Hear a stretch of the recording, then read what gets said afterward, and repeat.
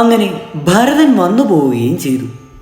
ദുഃഖത്തിൻ്റെ ഒരു കാന്തി വലയം രാമൻ്റെ ആശ്രമത്തിന് ചുറ്റുമുണ്ടായി. ആ ദുഃഖപ്രദമായ സംഭവം മറക്കുവാൻ അവർക്ക് കഴിഞ്ഞില്ല. ഭരതനോട് ഇത്ര ഉറച്ച നില എടുക്കേണ്ടി വന്നതിൽ രാമൻ ദുഃഖിച്ചു. അദ്ദേഹത്തിൻ്റെ ആശ്രുപൂർണമായ മുഖം മനസ്സിൽ തങ്ങി നിന്നു. അത് മായ്ക്കുവാൻ അദ്ദേഹത്തിന് കഴിഞ്ഞില്ല. അവർ അതിനെപ്പറ്റി പലപ്പോഴും സംസാരിച്ചു. ഒടുവിൽ മറ്റെല്ലാ ശക്തികളെയും കവച്ചു വെക്കുന്നത് വിധി തന്നെയാണ് എന്ന് അവർ സമാധാനിച്ചു.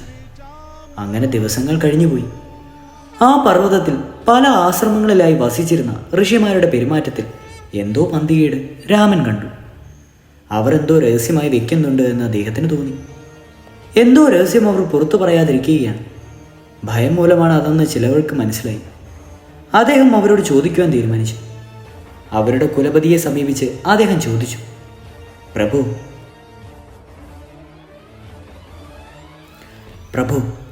ആശ്രമങ്ങളിലെ ചില അസാധാരണ സംഭവങ്ങളിൽ ഞാൻ ദുഃഖിക്കുന്നു. ഋഷിമാരുടെ പെരുമാറ്റത്തിൽ ഒരു വ്യത്യസ്തത ഞാൻ കാണുന്നു. ഒരു സമാധാനമില്ലായ്മ അവർക്കുള്ളതായി എനിക്ക് തോന്നുന്നു. എന്തെങ്കിലും സംഗതി വെച്ചാൽ ഞാൻ അവരിൽ ആരെങ്കിലും വേദനിപ്പിച്ചു. എൻ്റെ പെരുമാറ്റം അതിന് കാരണമായിരിക്കുന്നില്ലെന്ന് ഞാൻ വിശ്വസിക്കുന്നു. അശ്രദ്ധ കൊണ്ട് എൻ്റെ അനുജൻ ലക്ഷ്മണൻ വല്ല കുറ്റവും ചെയ്തിരിക്കാം. അതോ സീത അവരെ വേണ്ട പോലെ ബഹുമാനിച്ചില്ലെന്നുണ്ടോ? ചിത്രകൂടത്തിലെ ഋഷിമാരുടെ മനസ്സിലെ ഈ അസ്വാസ്ഥ്യത്തിനുള്ള കാരണം അങ്ങനോട് പറഞ്ഞു തന്നാലും ദയവായി വിവരിച്ചാലും. വൃദ്ധനായ കുലപതി ദേവപുരസരം രാമനെ നോക്കി മന്ദഹസിച്ചു. അദ്ദേഹം പറഞ്ഞു, കുഞ്ഞെ, നിങ്ങൾ മൂവരും ഒരു കുറ്റവും ചെയ്തിട്ടില്ല. ആർക്കും അങ്ങനെ പറയുവാനും കഴിയുകയില്ല. ഋഷിമാരുടെ സമാധാന ജീവിതത്തിന് നൂതനമായ ഒരു ഭീഷണി ഉണ്ടായിരിക്കുന്നു. ചില രാക്ഷസന്മാർ അവരെ ശല്യപ്പെടുത്തുവാൻ തുടങ്ങിയിരിക്കുന്നു. അവർ രഹസ്യമായി സംസാരിക്കുന്നതെല്ലാം ഈ പുതിയ ആപത്തിനെക്കുറിച്ചാണ്. ഖരൻ എന്ന് പേരായി ഒരു രാക്ഷസനുണ്ട്. രാക്ഷസ രാജാവായ രാവണന്റെ സഹോദരനാണവൻ. ഖരൻ ജനസ്ഥാനത്തിൽ വസിക്കുന്നു. ജനസ്ഥാനത്തിൽ വസിക്കുന്ന മുനിമാരെ മുഴുവൻ അവൻ കൊല്ലുകയാണ്. അവൻ ക്രൂരനാണ്, ലജ്ജയില്ലാത്തവനാണ്, മനുഷ്യവംശം തിന്നുന്നവനാണ്. അവനെ യുദ്ധത്തിൽ തോൽപ്പിക്കുവാൻ ഇതേവരെ ആർക്കും കഴിയാത്തതിന് അവൻ മഹാ അഹങ്കാരിയായി തീർന്നിരിക്കുകയാണ്. അവനിപ്പോൾ അങ്ങയെപ്പറ്റി കേട്ടു കഴിഞ്ഞിരിക്കുന്നു. അങ്ങയുടെ വീര്യത്തിൽ അവൻ അസൂയാലുവാണ്. അതിനാൽ ഒരുപക്ഷെ നിങ്ങളിൽ അവരുടെ എതിരാളിയെ അവർ കണ്ടിരിക്കാം. നിങ്ങളിവിടെ താമസം തുടങ്ങിയ ശേഷമാണ് ഖരന്റെ ഭൃത്യന്മാർ ഇവിടെ വരുവാൻ തുടങ്ങിയത്. അവർ മായാപ്രയോഗത്തിലും വിദഗ്ധരാണ്. ഞങ്ങൾക്ക് അദൃശ്യരായിരിക്കുന്നതുകൊണ്ട് വളരെ നാശങ്ങൾ അവർ ചെയ്യുന്നുമുണ്ട്. യജ്ഞങ്ങൾ മുടക്കുന്നു, അഗ്നി പെട്ടെന്ന് കെടുത്തുന്നു, ഉപകരണങ്ങൾ കാണാതാകുന്നു. അവർ അത്യന്തം ക്രൂരന്മാരാണ്. അവരുടെ വരവിനെ ഭയപ്പെട്ടു കഴിയുകയാണ് ഋഷിമാർ. അവർ ഈ സ്ഥലം ഉപേക്ഷിക്കുവാൻ തീരുമാനിച്ചു കഴിഞ്ഞു. കൂടുതൽ രക്ഷയുള്ള ഒരു സ്ഥലം നിർദ്ദേശിക്കുവാൻ അവരെന്നോട് ആവശ്യപ്പെട്ടിരിക്കുന്നു. ഇവിടെ നിന്ന് വളരെ ദൂരെയല്ലാത്ത കണ്വാശ്രമം സ്ഥിതി ചെയ്യുന്നു. ഞങ്ങൾ അവിടേക്ക് പോകുവാൻ തീരുമാനിച്ചു കഴിഞ്ഞു. ഞങ്ങൾക്ക് അവിടെ സ്വാഗതം ലഭിക്കും. മാലിനി നദീതീരത്താണ് സ്ഥിതി ചെയ്യുന്നത്. രാക്ഷസന്മാർ നിങ്ങളെയും സീതയും ഉപദ്രവിക്കാൻ ശ്രമിച്ചേക്കും. നിങ്ങൾക്ക് സമ്മതമാണെങ്കിൽ ഞങ്ങളോടൊപ്പം പോരാം. എത്ര ശ്രദ്ധയോടെ ഇരുന്നാലും സീതയ്ക്കും നിങ്ങൾക്കും ആപത്തും എപ്പോഴുമുണ്ട്. ഋഷിമാരുടെ വിഷമാവസ്ഥയെപ്പറ്റി കേട്ട് രാമൻ അതീവ ദുഃഖത്തിലായി.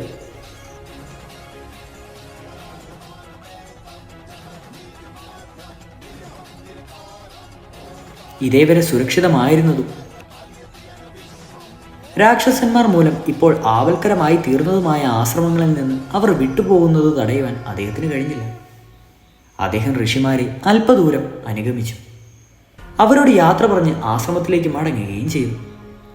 മേലാൽ ചിത്രകൂടത്തിൽ കഴിയുന്നത് സുഖപ്രദമല്ലെന്ന് രാമന് തോന്നി.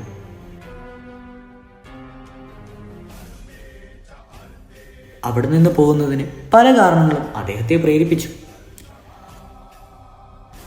അദ്ദേഹം ഇങ്ങനെ ചിന്തിച്ചു, ഭരതൻ ഇവിടെ വന്ന് എന്നെ കണ്ടു.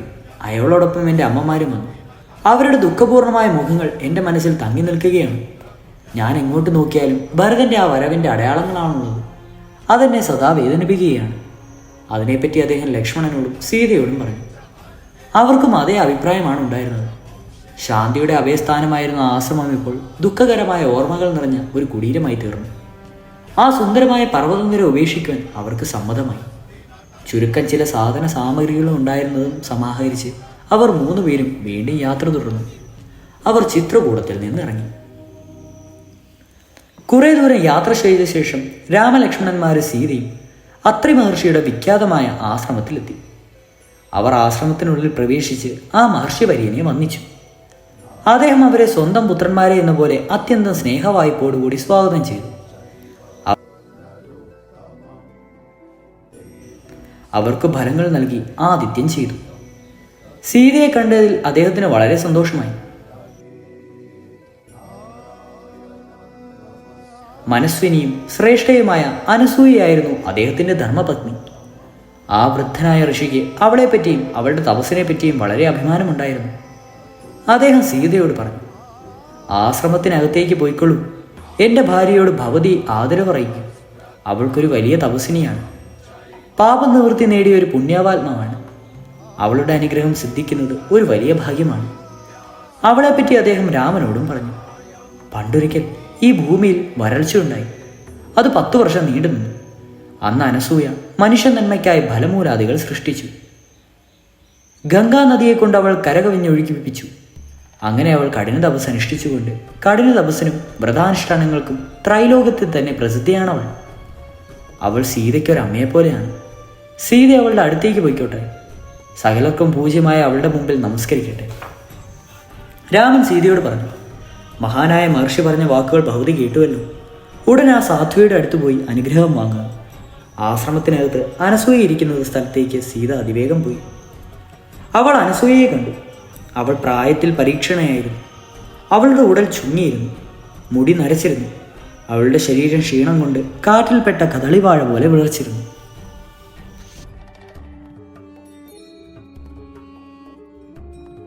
സീത വന്യയായ ആ വയോവൃദ്ധിയുടെ അടുത്ത് ചെന്ന് നമസ്കരിക്കുകയും താൻ ഇന്ന് ആളാണെന്ന് അറിയിക്കുകയും ചെയ്തു. സീതയും അവളുടെ വിനയ സ്വഭാവത്തെയും കണ്ട അനസൂയയ്ക്ക് ഏറ്റവും സന്തോഷമായി. അവൾ പറഞ്ഞു, ഭവതി പ്രകൃതിയാൽ തന്നെ ധർമ്മിഷ്ഠയാണ്. ഭവതിയെപ്പോലെ ആഡംബര സമൃദ്ധിയിൽ വളർന്നൊരു യുവതിക്ക് ഈ വനവാസം വലിയ വിഷമം പിടിച്ചതായി തോന്നി. എന്നാൽ ഭവതി രാമനോടൊപ്പം കാട്ടിലേക്ക് പോന്നു. ഭർത്താവിനോടൊപ്പം ഇരിക്കുവാൻ വേണ്ടി എല്ലാ സുഖ സൗകര്യങ്ങളും ഭഗവതി ഉപേക്ഷിച്ചു. ഭവതി ചെയ്ത ഒരു മഹൽ കൃത്യമാണ്. ഭർത്താവ് പാപിയായാലും പുണ്യവാനായാലും രാജാവായാലും ഭിക്ഷുവായാലും അദ്ദേഹത്തെ ബഹുമാനിക്കുന്ന ഭവതിയെപ്പോലുള്ള സ്ത്രീജനങ്ങൾക്ക് തീർച്ചയായും സ്വർഗത്തിൽ ഒരു സ്ഥാനമുണ്ട്. ഹൃദയശുദ്ധിയുള്ള ഒരു സ്ത്രീക്ക് അവളുടെ ഭർത്താവിന് നാഥനും ഈശ്വരനുമാണ്. അവൾ പൂജിക്കുന്ന ഏകദൈവം അദ്ദേഹമാണ്. ഭവതിയെ കണ്ടതിൽ എനിക്ക് വളരെ സന്തോഷമുണ്ട്. ഭവതി ഒരു പതിവ്രതയാണ്. രാമനോടുള്ള ഭക്തി മൂലം ഭവതിക്ക് വലുതായ പേരും പെരുമയും സിദ്ധിക്കും. തൻ്റെ മേൽ വാരിക്കോരി ചൊരിഞ്ഞ ഈ സ്തുതി കേട്ട് സീതയ്ക്ക് അമ്പരപ്പുണ്ടായി. അനുയോജ്യമായ രീതിയിൽ അവൾ അത് മറുപടി പറയുകയും ചെയ്തു. ഒരു സ്ത്രീക്ക് ഭർത്താവാണ് ഏകദൈവം എന്നെന്നെ പഠിപ്പിച്ചിട്ടുണ്ട്. ഞാൻ ശരിയായത് ചെയ്യുന്നുവെന്ന് മാത്രം. അതിനുള്ള ഭവതിയുടെ സ്തുതി വേണ്ടതിലധികമായി പോയി. അമ്മേ, അത്ഭുതവാഹിയായ ഇതിൽ യാതൊരൊന്നുമില്ല. ഭർത്താവ് ഒരു സാധാരണ മനുഷ്യനാണെങ്കിൽ പോലും പോകുന്നിടത്തെല്ലാം അദ്ദേഹത്തെ പിന്തുടരേണ്ടത് ഒരു സ്ത്രീയുടെ കടമയാണ്. എൻ്റെ പതിയാകട്ടെ മഹത്വവും ശ്രേഷ്ഠവുമായ എല്ലാ ഗുണങ്ങളും തികഞ്ഞവനാണ്. അദ്ദേഹം ദീനകനുകമ്പയോടെയാണ്. ഇന്ത്യയെ നിഗ്രഹം ചെയ്തവനാണ്. സ്നേഹം, ദയ തുടങ്ങിയവയിൽ അദ്ദേഹം ദൃഢതവനാണ്. അദ്ദേഹം മാതാവിനെ സന്തോഷിപ്പിക്കുന്നതിൽ സദാ ശ്രദ്ധാലുവാണ്. പിതാവിൻ്റെ കണ്ണിൽ ഉണ്ണിയാണ്. കൗസല്യയോടുള്ളത്ര സ്നേഹം അദ്ദേഹത്തിന് മറ്റരമ്മമാരോടുമുണ്ട്. ഇങ്ങനെയെല്ലാമുള്ള ഒരാൾ എൻ്റെ ഭർത്താവായിരിക്കെ അദ്ദേഹത്തോടൊന്നിച്ച് കാട്ടിലേക്ക് വന്നതും ഭക്തിപൂർവ്വം പെരുമാറുന്നതും ഒരു അസാധാരണ സംഗതിയാണോ? ചുക്കിച്ചുളഞ്ഞ മുഖത്തൊരു മന്ദമൃഹാസം കളിയാടിക്കൊണ്ടേയിരിക്കെ അനസൂയ സീതയുടെ സംഭാഷണം കേട്ടുകൊണ്ടിരുന്നു. അവൾക്ക് ആ യുവതിയോട് വളരെ സന്തോഷം തോന്നി. സീത തുടർന്നു, എൻ്റെ വിവാഹകാലത്ത് ഞാൻ അയോധ്യയിലേക്ക് പുറപ്പെടും മുൻപായി എൻ്റെ അമ്മ ഈ പാഠങ്ങളെല്ലാം എന്നെ പഠിപ്പിച്ചിരുന്നു. രാമനോടൊപ്പം കാട്ടിലേക്ക് പുറപ്പെട്ട സമയത്ത് രാമൻ്റെ അമ്മയും ഇതേ വാക്കുകളാണ് എന്നോട് പറഞ്ഞത്. ആ ഉപദേശം ഞാൻ എൻ്റെ ഹൃദയത്തിൽ ഭദ്രമായി സൂക്ഷിച്ചിട്ടുണ്ട്. എൻ്റെ കഴിവിനനുസരിച്ച് അതനുസരിക്കാൻ ശ്രമിച്ചിട്ടുമുണ്ട്. എൻ്റെ പെരുമാറ്റ ശൈലി ഭവതി അംഗീകരിച്ചതിൽ ഞാൻ കൃതജ്ഞതയാണ്. അനസൂയ പറഞ്ഞു, ഞാൻ വളരെയേറെ തപോധനം സമ്പാദിച്ചു വെച്ചിട്ടുണ്ട്. ഭവതി ആഗ്രഹിക്കുന്ന എന്ത് വരവും തരുവാൻ ഞാൻ ശക്തയാണ്. ഭവതി എന്തെങ്കിലും ചോദിക്കുമെന്ന് ഞാൻ ആശിക്കുന്നു. ഭവതിക്ക് എന്തെങ്കിലും തരണമെന്ന് എനിക്കൊരാഗ്രഹമുണ്ട്. അവളുടെ വാക്കുകൾ കേട്ട് സീത അത്ഭുതപ്പെട്ടു. മറ്റുള്ളവർക്ക് വരം നൽകത്തക്കവണ്ണം തപോബലുള്ള സ്ത്രീയെപ്പറ്റി അവൾ കേൾക്കുന്നത് തന്നെ ആദ്യമായിട്ടാണ്. സൗമ്യമായി ചിരിച്ചുകൊണ്ട് അവൾ പറഞ്ഞു, അമ്മേ, എൻ്റെ ഹൃദയാഭിലാഷങ്ങളെല്ലാം സഫലമായിരിക്കുന്നു. എനിക്കിനി വരങ്ങൾ എന്തിനാണ്? സീതയുടെ മറുപടിയിൽ അനസൂയ അത്ഭുതപ്പെട്ടില്ല. രാമൻ്റെ ഭാര്യയ്ക്ക് സാധിക്കേണ്ടതായി എന്തെങ്കിലും മോഹങ്ങൾ ഉണ്ടാവുമെന്ന് അവൾ വിചാരിച്ചതേയില്ല. അവൾ പറഞ്ഞു, എൻ്റെ ഹൃദയാംഗമായ അനുഗ്രഹം ഭവതിക്കുണ്ട്. ഭവതി എല്ലാവിധത്തിലും ഭാഗ്യവതിയായി തീരട്ടെ. ആ വൃദ്ധയായ തപസ്വിനി പല സാധനങ്ങളും എടുത്തുകൊണ്ടുവന്നു. അവൾ സീതയോട് പറഞ്ഞു, ഞാൻ തരുന്ന ഈ വസ്ത്രങ്ങളും മാലകളും ആഭരണങ്ങളും സ്വീകരിക്കുക. പ്രത്യേകമായി തയ്യാറാക്കിയ ഈ സുഗന്ധദ്രവ്യങ്ങളും സുഗന്ധജലവും ഭവതിക്ക് തരുവാൻ ഞാൻ ആഗ്രഹിക്കുന്നു. ഇവ സൗന്ദര്യവും പ്രസരൂപ്പും ഉത്സാഹവും ഉണ്ടാക്കുന്നവയാണ്. അവ എടുക്കുക. ലക്ഷ്മീദേവി സാക്ഷാൽ ശ്രീനാരായണനെ തൃപ്തിപ്പെടുത്തും പോലെ ഇവയെല്ലാം ഉപയോഗിച്ച് നീ ഭർത്താവിനെ തൃപ്തനാക്കുക. സീത ആ സമ്മാനങ്ങൾ വിനയപൂർവ്വം സ്വീകരിച്ചു. ആ വൃദ്ധ സന്യാസിയെ വന്ദിക്കുകയും ചെയ്തു. അവർ സീതയെ തൻ്റെ അരികിലിരുത്തി. വാർദ്ധക്യം ബാധിച്ചതും വൃതവുമായ വിരലുകൾ കൊണ്ട് അവൾ താലോടി. അവൾ പറഞ്ഞു, സീതേ, രാമൻ ഭവതിയെ സ്വയംവരത്തിൽ വെച്ച് വരിക്കാനുണ്ടായത് ഞാൻ കേട്ടിട്ടുണ്ട്. അതിനെപ്പറ്റി വിസ്തരിച്ച് കേൾക്കുവാൻ എനിക്ക് ആഗ്രഹമുണ്ട്. അതെങ്ങനെ സംഭവിച്ചു എന്നതിനെപ്പറ്റിയെല്ലാം എന്നോട് പറയും. ഭവതിയുടെ വായിൽ നിന്ന് തന്നെ കേൾക്കാൻ എനിക്ക് അതിയായ അൽസൗഖ്യമുണ്ട്. സസന്തോഷം പുഞ്ചിരിച്ചുകൊണ്ട് സീത ഇങ്ങനെ പറഞ്ഞു, ആ സംഭവം പുനരാവർത്തനം ചെയ്യും പോലെ ഒരു രസം എനിക്ക് വേറെയില്ല. എൻ്റെ അച്ഛനെപ്പറ്റി ഭവതി കേട്ടിരിക്കും. അദ്ദേഹമാണ് ജനകൻ. സൽസ്വഭാവവും ധർമ്മിഷ്ഠതയ്ക്കും വലിയ പേര് സമ്പാദിച്ച ആളാണ് അദ്ദേഹം. രാജാർഷി എന്നാണ് അദ്ദേഹം വിളിക്കപ്പെടുന്നത്. അദ്ദേഹം ഭരിക്കുന്ന വിദേഹ രാജ്യത്തിൻ്റെ തലസ്ഥാനം മിഥിലയാണ്. ഒരിക്കൽ അദ്ദേഹം ഒരു യാഗം ചെയ്യുവാൻ ആഗ്രഹിച്ചു. പുരോഹിതന്മാർ വിധിച്ചതനുസരിച്ച് യാഗത്തിനായി നീക്കിവെച്ച ഭൂമിയെ അദ്ദേഹം ഉഴുതു. അങ്ങനെ ചെയ്തപ്പോൾ മണ്ണ് വിളർന്നു. അതിൽ നിന്നൊരു ശിശുവിനെ ലഭിച്ചുവെന്നും അദ്ദേഹത്തോടെന്ന് പറഞ്ഞു. എന്നെ കണ്ട് അദ്ദേഹം അത്ഭുതസ്തബ്ധനായി. അദ്ദേഹം സന്താനവിഹീനനായിരുന്നു. എന്നെ കയ്യിലെടുത്ത് അദ്ദേഹം പറഞ്ഞു, ഇതെൻ്റെ മകളാണ്. അദ്ദേഹത്തിന് വളരെ പ്രിയമായിരുന്നു എന്നെ. ഹേ രാജാവേ, ധർമ്മപ്രകാരം ഇത് എങ്ങയുടെ മകളാണ് എന്ന അശരീരം ഉണ്ടായത്രേ. വളരെ വാത്സല്യത്തോടു കൂടി എൻ്റെ അച്ഛൻ എന്നെ വളർത്തി. ഞാൻ വളർന്ന് വിവാഹപ്രായത്തിലെത്തിയെന്ന് കണ്ടപ്പോൾ എൻ്റെ അച്ഛൻ എന്നെപ്പറ്റി ഉത്കണ്ഠയായി. ഒരാളും അതന്ത്രിയനായാൽ പോലും തൻ്റെ മകൾ പോരാ എന്നാണല്ലോ എല്ലാ അച്ഛന്മാരുടെയും വിചാരം. എന്താ എനിക്ക് ചേർന്ന ഒരു വിവാഹം ചെയ്തു കൊടുക്കാമെന്ന് അച്ഛൻ ആഗ്രഹിച്ചു. ഒടുവിൽ എനിക്ക് വേണ്ടി ഒരു സ്വയംവരം നടത്തുവാൻ അദ്ദേഹം തീരുമാനിച്ചു. വരണം നൽകിയൊരു ദിവ്യധനുസും ഒടുങ്ങാത്ത 2 ആവനാഴികളും അദ്ദേഹത്തിൻ്റെ പക്കലുണ്ടായിരുന്നു. ശക്തിയേറിയ ആ വില്ലെടുക്കുവാൻ എളുപ്പമായിരുന്നില്ല. സ്വയംവരത്തിനായി വന്നു ചേർന്ന രാജാക്കന്മാരുടെ മുമ്പിൽ ആ വില്ല് വരുത്തി വെച്ചത് അദ്ദേഹം ഇങ്ങനെ പറഞ്ഞു, എൻ്റെ മകൾ സീത ഈ വില്ല് പൊക്കി ഞാൻ കിട്ടുന്ന വീരൻ്റെ ഭാര്യയാകും. ഞാൻ വാക്കു തരുന്നു, ഞാൻ വാക്ക് പിൻവലിക്കില്ല. ആ രാജാക്കന്മാരെല്ലാം മതിയായി ശ്രമിച്ചു. തോറ്റുപോവുകയും ചെയ്തു. വില്ലിനെ വന്നിച്ച് അവരെല്ലാം യാത്രയായി. ആർക്കും അത് പൊക്കുവാൻ കൂടി കഴിഞ്ഞില്ല. കുറേ കാലത്തിന് ശേഷം ഒരു യാഗസ്ഥലത്ത് നിന്ന് ഈ രാമലക്ഷ്മണന്മാർ വിശ്വാമിത്രനോടൊന്നിച്ച് അയോധ്യയിൽ വന്നു. വലിയ ആവേശത്തോടെ എൻ്റെ അച്ഛൻ ഋഷിയെ സ്വാഗതം ചെയ്തു. കൂടെ ഉണ്ടായിരുന്ന യുവാക്കന്മാരെ പറ്റി അദ്ദേഹം ഋഷിയോട് ചോദിച്ചു. ഋഷി പറഞ്ഞു, ഈ യുവാക്കന്മാർ ദശരഥൻ്റെ പുത്രന്മാരാണ്. അവർ വന്നിരിക്കുന്നത് അങ്ങയുടെ പക്കലുള്ള ധനുസ് കാണുവാനാണ്. ആ ദിവ്യജാപം അങ്ങേ എന്നെ കാണിക്കുക. അച്ഛനുടനെ ആ വില്ല് കൊണ്ടുവരുവാൻ കൽപ്പിച്ചു. വീരനായ രാമൻ ചാപം നിഷ്പ്രയാസം പൊക്കിയെടുത്ത് കുലയ്ക്കുകയും ഞാൻ കെട്ടുകയും ചെയ്തു. അദ്ദേഹത്തിൻ്റെ ബലം സഹിക്കാനാവാതെ ആ ചാപം 2ആയി മുറിഞ്ഞു. ഇടിവെട്ടും പോലെ ഒരു ശബ്ദമുണ്ടായി. എൻ്റെ അച്ഛന് വളരെ സന്തോഷമായി. അദ്ദേഹം സ്വർണ്ണകുംഭത്തിൽ ജലം വരുത്തി.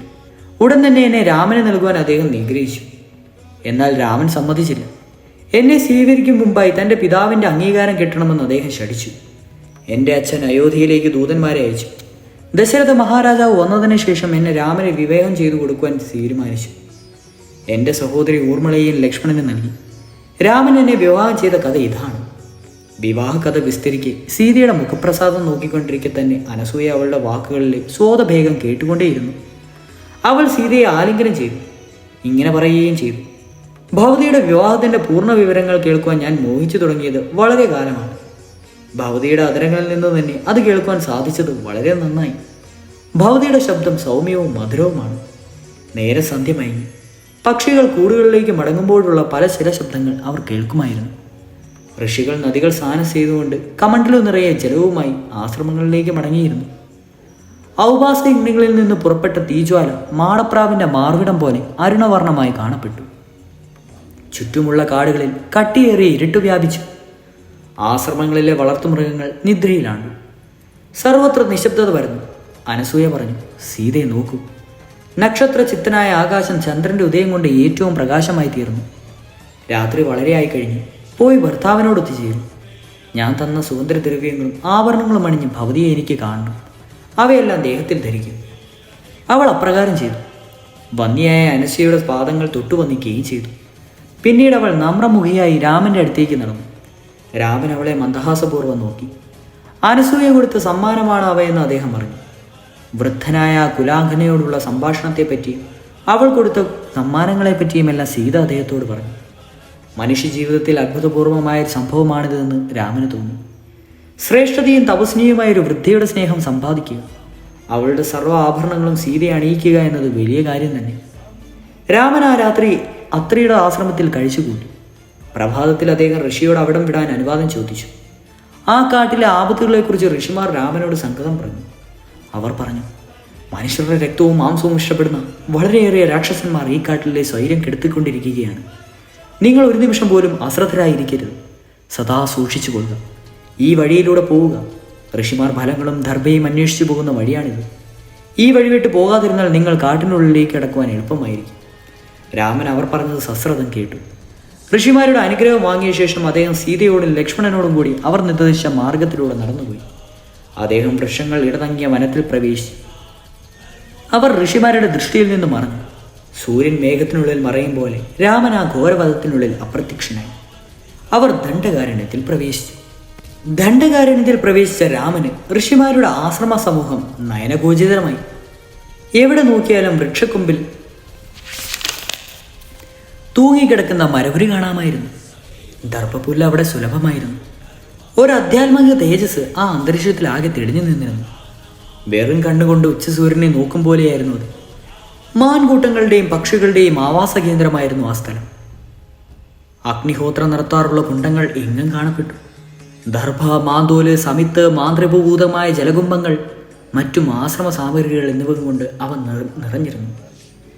പുണ്യവൃക്ഷങ്ങൾ നിറഞ്ഞിരുന്ന ആ കാട്ടിൽ ഫലങ്ങളും പുഷ്പങ്ങളും ധാരാളം ലഭിച്ചിരുന്നു.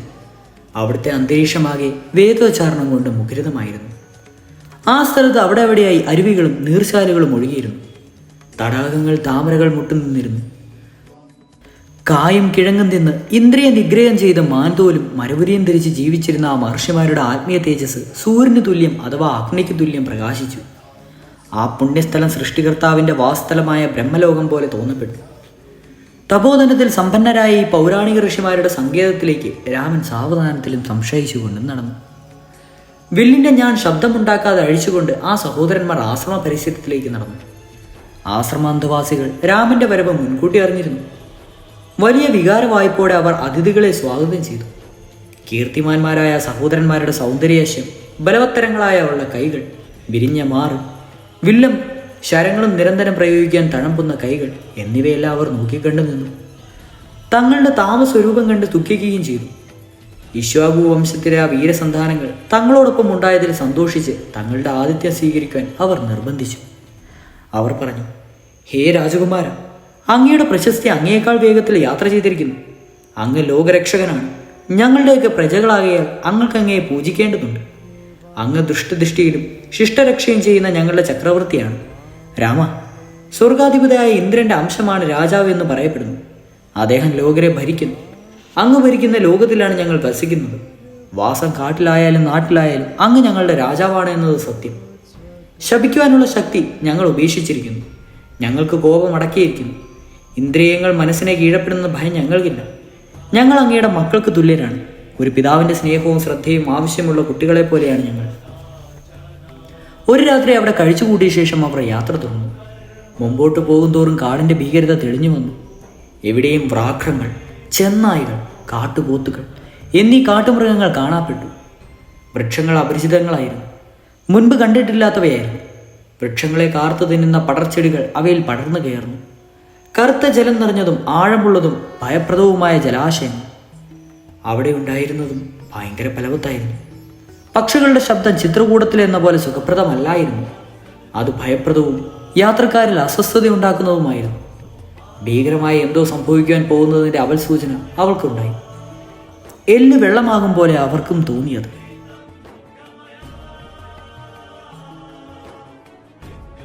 സൂക്ഷിച്ച് മുൻപോട്ട് ചെന്നപ്പോൾ ബ്രഹ്മാണ്ടം പോലുള്ള ഒരു രോഗം തൻ്റെ മുമ്പിൽ പ്രത്യക്ഷപ്പെടുന്നതായി രാമൻ കണ്ടു.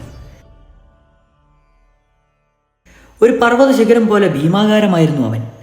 അവൻ്റെ ശബ്ദം ഉച്ചവും പരുപരുത്തവും പോലെയായിരുന്നു.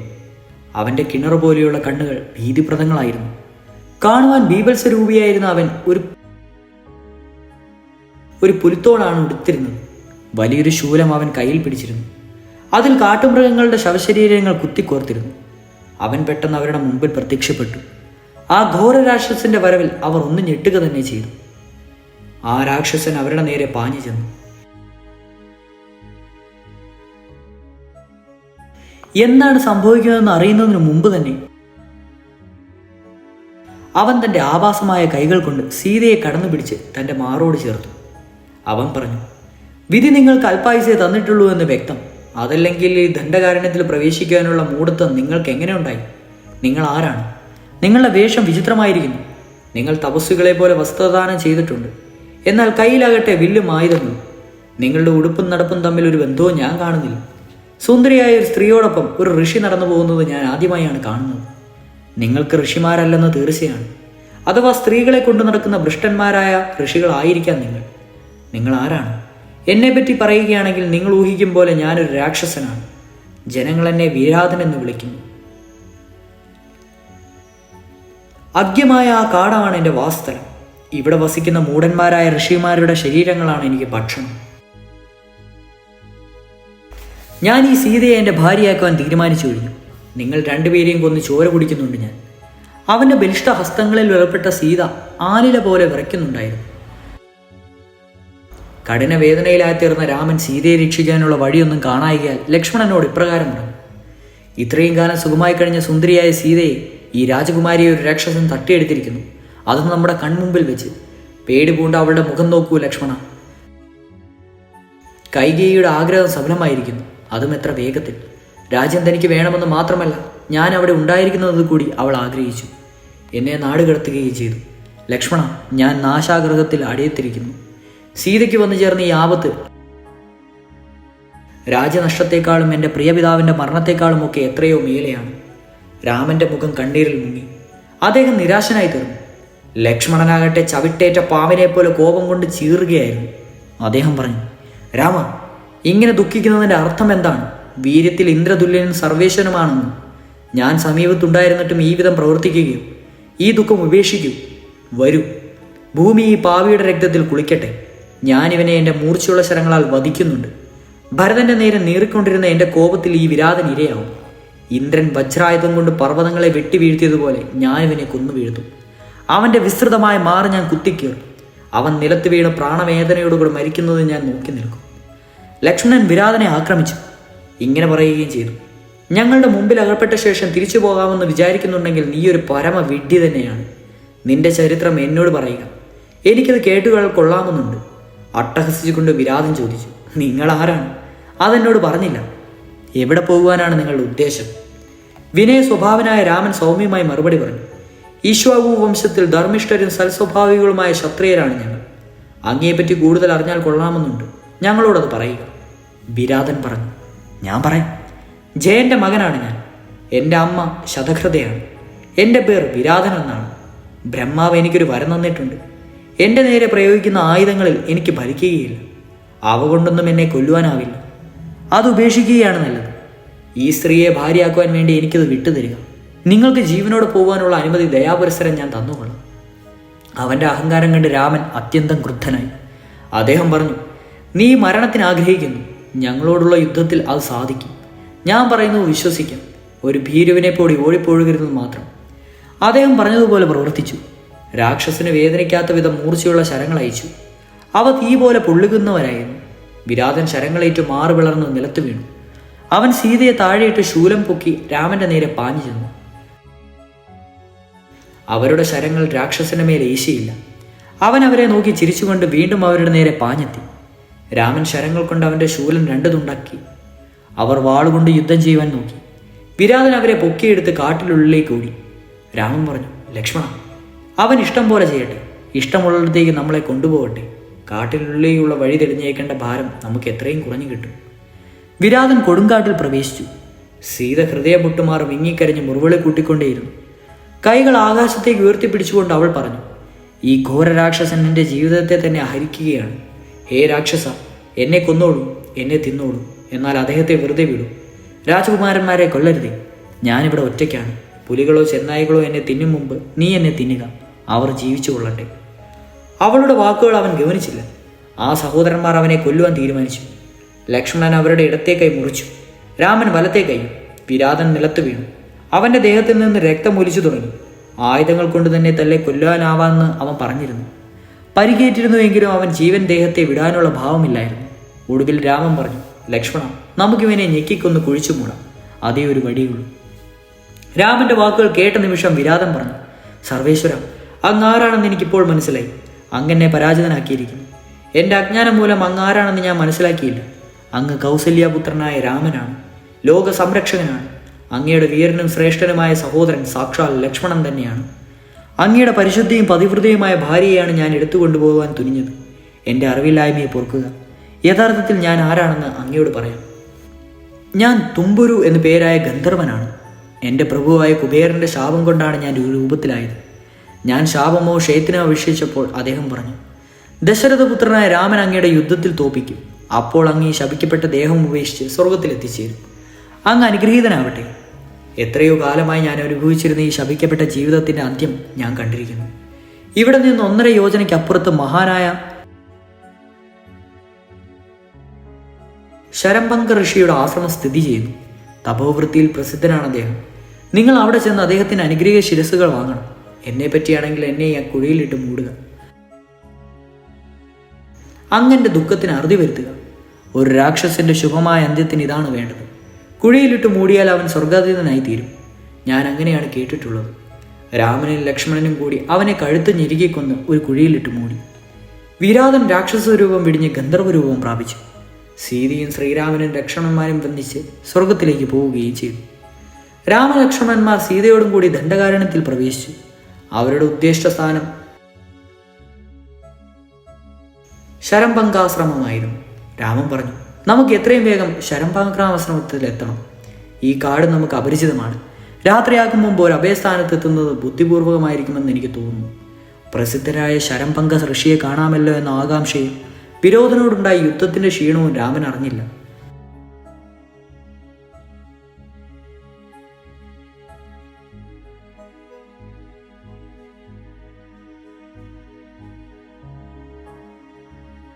സന്തോഷാധിക്യം മൂലം സീതയും ആശ്രമത്തിലെത്തുവാൻ വളരെയധികം ദൂരമുണ്ടെന്ന വസ്തുത അത് വകവച്ചില്ല.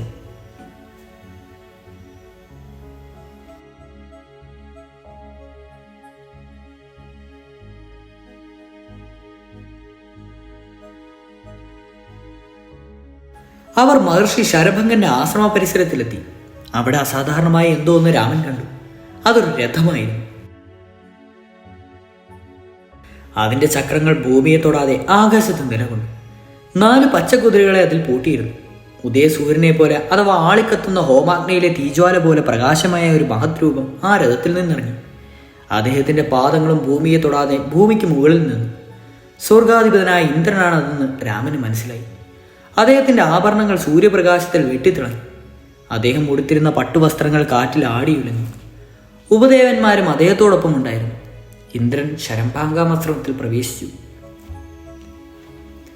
രാമൻ സീതയോടും ലക്ഷ്മണനോടും കൂടി ആശ്രമത്തിൽ നിന്ന് അല്പം അകലെയായി നിന്നു. രഥം ചൂണ്ടിക്കാണിച്ചുകൊണ്ട് മറ്റ് 2 പേരോടുമായി അദ്ദേഹം പറഞ്ഞു, മനം കവരുന്ന ആ കാഴ്ച നോക്കൂ. ആ പ്രസിദ്ധമായ രംഗം ആകാശത്തിലാണ് സ്ഥിതി ചെയ്യുന്നത്. അതിൽ പച്ചക്കുതിരകളെ പൂട്ടിയിട്ടുണ്ട്. ഇത് ഇന്ദ്രന്റെ രഥമായിരിക്കണം. കൂടെയുള്ളവർ ദേവന്മാരും അവരുടെ ഉടുപ്പും മട്ടും കണ്ടാൽ അങ്ങനെ ഊഹിക്കാം. ഇന്ദ്രന്റെ പച്ചക്കുതിരകളെ പൂട്ടിയ രഥത്തെപ്പറ്റി ഞാൻ പറഞ്ഞു കേട്ടിട്ടുണ്ട്. തീർച്ചയായും ഇത് ഇന്ദ്രനാവണം. ലക്ഷ്മണ, അല്പനേരം ഇവിടെ നിൽക്കും. ഞാൻ അകത്ത് കിടന്ന് അതാരാണെന്ന് നോക്കട്ടെ. ആശ്രമത്തിലെത്തുക നടന്നുകൊണ്ടേയിരിക്കെ ഇന്ദ്രൻ അവിടെ നിന്ന് പുറത്തേക്ക് കിടന്നത് രാമൻ കണ്ടു. അദ്ദേഹം ഋഷിയോട് യാത്ര പറഞ്ഞ് മടങ്ങുകയായിരുന്നു. തൻ്റെ കൂടെയുള്ളവരോട് അദ്ദേഹം പറഞ്ഞു, ശരംഭംഗാശ്രമത്തിലേക്ക് നടന്നു വരുന്ന ഈ മഹാൻ രാമനാണ്. തൻ്റെ അവതാര ഉദ്ദേശം കഴിയും വരെ അദ്ദേഹം ഞാനുമായി കണ്ടുമുട്ടാൻ പാടില്ല, സംസാരിക്കുവാനും പാടില്ല. മറ്റൊരാൾക്കും സാധിക്കാത്ത ഒരു കാര്യം അദ്ദേഹം നടത്തേണ്ടതുണ്ട്. ഒരു മഹൽ കൃത്യം. അദ്ദേഹം അത് നടത്തും. വളരെ വേഗത്തിൽ അദ്ദേഹത്തെ അത് പൂർത്തീകരിക്കുകയും ഞാൻ കാണും. അദ്ദേഹം നമ്മെ കാണും മുമ്പ് തന്നെ നമുക്ക് പോകാം. ഇന്ദ്രൻ അതിവേഗം രഥത്തിൽ കയറി സ്വർഗത്തിലേക്ക് മടങ്ങിപ്പോവുകയും ചെയ്തു. രാമൻ സ്തംഭിച്ചു നിന്ന നിലയിൽ അവിടെ നിന്നു. രഥം കാഴ്ചയിൽ നിന്ന് മറയും വരെ അദ്ദേഹം അവിടെ നിന്നു. പിന്നീട് സീതയുടെയും ലക്ഷ്മണന്റെയും അടുത്തേക്ക് പോയി അവരെയും കൂട്ടി അദ്ദേഹം ശരംഭംഗാശ്രമത്തിൽ പ്രവേശിച്ചു. ആശ്രമത്തിൽ അവർക്ക് ഊഷ്മളമായ ആതിഥ്യമാണ് നൽകപ്പെട്ടത്. അവരെ ദർഭാസനങ്ങളിൽ ഉപവിഷ്ടരാക്കി. ആശ്രമത്തിൽ നിന്ന് അപ്പോൾ പുറത്തുപോയ ദിവ്യപുരുഷൻ ആരാണെന്ന് രാമൻ ഋഷിയോട് ചോദിച്ചു. ശരഭംഗൻ പറഞ്ഞു, അത് ഇന്ദ്രനായിരുന്നു. ബ്രഹ്മസാക്ഷാത്കാരം സിദ്ധിച്ചവർക്ക് മാത്രം പ്രാപ്യമായ ബ്രഹ്മലോകത്തേക്ക് എന്നെ കൂട്ടിക്കൊണ്ടുപോകുവാനാണ് ഇന്ദ്രൻ വന്നത്. ഞാൻ തപസ്സുകൊണ്ട് അത് നേടിക്കഴിഞ്ഞിരുന്നു. അങ്ങ് വനവാസത്തിനായി ദണ്ഡകാരണ്യത്തിൽ എത്തിയിട്ടുണ്ടെന്നുള്ള വിവരം ഞാൻ കേട്ടു. അങ്ങയെ വേഗത്തിൽ കാണുവാൻ കഴിയുമെന്ന് പറഞ്ഞു. അങ്ങയെ ആതിഥ്യം നൽകി സൽക്കരിക്കുവാനുള്ള വെമ്പൽ മൂലം തൽക്കാലം ഞാൻ ബ്രാഹ്മലോകാപത്രയെ നിരസിച്ചിരിക്കുകയാണ്. ശ്രേഷ്ഠനായ രാമ, അങ്ങയോടൊപ്പം അല്പസമയം ചെലവഴിച്ച ശേഷം ഞാൻ സ്വർഗത്തിലേക്ക് പോകും. രാമ, ഞാൻ തപസ്സനുഷ്ഠിച്ചിട്ടുണ്ട്. എൻ്റെ തപോധാനം അളവറ്റതാണ്. സ്വർഗത്തിലെ എല്ലാ സ്ഥാനവും ഞാൻ നേടിയിട്ടുണ്ട്. അങ്ങൻ്റെ തപസ് എന്നിൽ നിന്നും ദാനമായി സ്വീകരിച്ചാലും അത് മുഴുവൻ അങ്ങയ്ക്ക് നൽകുവാൻ ഞാൻ ആഗ്രഹിക്കുന്നു. അത് നിർവഹിക്കുന്നതോടെ ഞാൻ സന്തുഷ്ടനായിത്തീരും. സർവശാസ്ത്ര വിശാദരനായ രാമൻ പറഞ്ഞു, പ്രഭു, ഞാനത് സ്വയപ്രയത്നം കൊണ്ട് സമ്പാദിക്കേണ്ടതാണ്. ഇപ്പോൾ എനിക്ക് വേണ്ടതുപോലെ പരകോല പ്രാപ്തിയില്ല. ലക്ഷ്മണനും സീതയും ഒത്ത് ദണ്ഡകാരണ്യത്തിൽ കഴിയുവാനുള്ള ഒരവസ്ഥയേനുമാണിത്. രാമൻ വളരെ മധുരമായ രീതിയിൽ സംഗതിയിൽ നിന്ന് ഒഴിഞ്ഞു മാറിയതുകൊണ്ട് ശരഭംഗൻ സൗമ്യമായി മന്ദഹസിച്ചു. പിന്നീട് ഇങ്ങനെ പറയുകയും ചെയ്തു, വളരെയേറെ തപോദാനം നേടിയിട്ടുള്ള സൂക്ഷ്മത്തിൻ്റെ ആശ്രമത്തിലേക്ക് ഇവിടെ അധികം ദൂരമില്ല. അദ്ദേഹത്തിൻ്റെ അടുത്ത് ചെല്ലുക. നിങ്ങൾക്ക് താമസിക്കാനുള്ള സ്ഥലം അദ്ദേഹം നിർദ്ദേശിക്കും. മന്ദാകിനി ഒഴുകുന്നതിനെതിരെ ആ വഴി നടന്നാൽ അദ്ദേഹത്തിൻ്റെ ആശ്രമത്തിൽ എത്തിച്ചേരും. പോകുന്ന വഴിയിൽ നദികളും പുഷ്പങ്ങളും നിറഞ്ഞ വൃക്ഷങ്ങളും പുഷ്പങ്ങൾ നിറഞ്ഞ തോണികളും കാണാം. രാമ, എനിക്കൊരു ഉപകാരം ചെയ്താൽ കൊള്ളാം. അങ്ങ് ആരാണെന്ന് എനിക്കറിയാം. എൻ്റെ നേരെ സ്നേഹദൃഷ്ടികളോടെ നിർമ്മഷനേഷനായി നോക്കുക. പാമ്പ് വള ഊരും പോലെ ഞാൻ എൻ്റെ ഈ ദേഹം വെടിയുന്നുണ്ട്. അദ്ദേഹം കുണ്ടത്തിൽ തീ കൊളുത്തുവാൻ ആവശ്യപ്പെട്ടു. അദ്ദേഹം സൂവ്രാസുകളും ചെയ്തു. അദ്ദേഹം അതിൽ പ്രവേശിക്കുകയും ചെയ്തു. അവർ നോക്കി നിൽക്കെ തന്നെ അതിലെ തീജ്വാലുകൾ വയോവൃദ്ധനും ശാന്തനുമായ ശരംഭംഗന്റെ രൂപത്തെ നക്കിത്തുടച്ചു. അഗ്നി കെട്ടടങ്ങി. ഒരു യുവകോമള രൂപം അതിൽ നിന്ന് ഉയർന്നു വന്നു. ദീപത്തിന്റെ പ്രതിരൂപം തന്നെയാണെന്ന് തോന്നത്തക്ക വിധം അത്ര പ്രകാശനമായിരുന്നു അദ്ദേഹം. ആ രൂപം ആകാശത്തേക്ക് ഉയർന്ന് ബ്രഹ്മലോകത്തെ പ്രാപിച്ചു. ബ്രഹ്മാവ് അദ്ദേഹത്തെ സ്വീകരിച്ചിരുത്തി.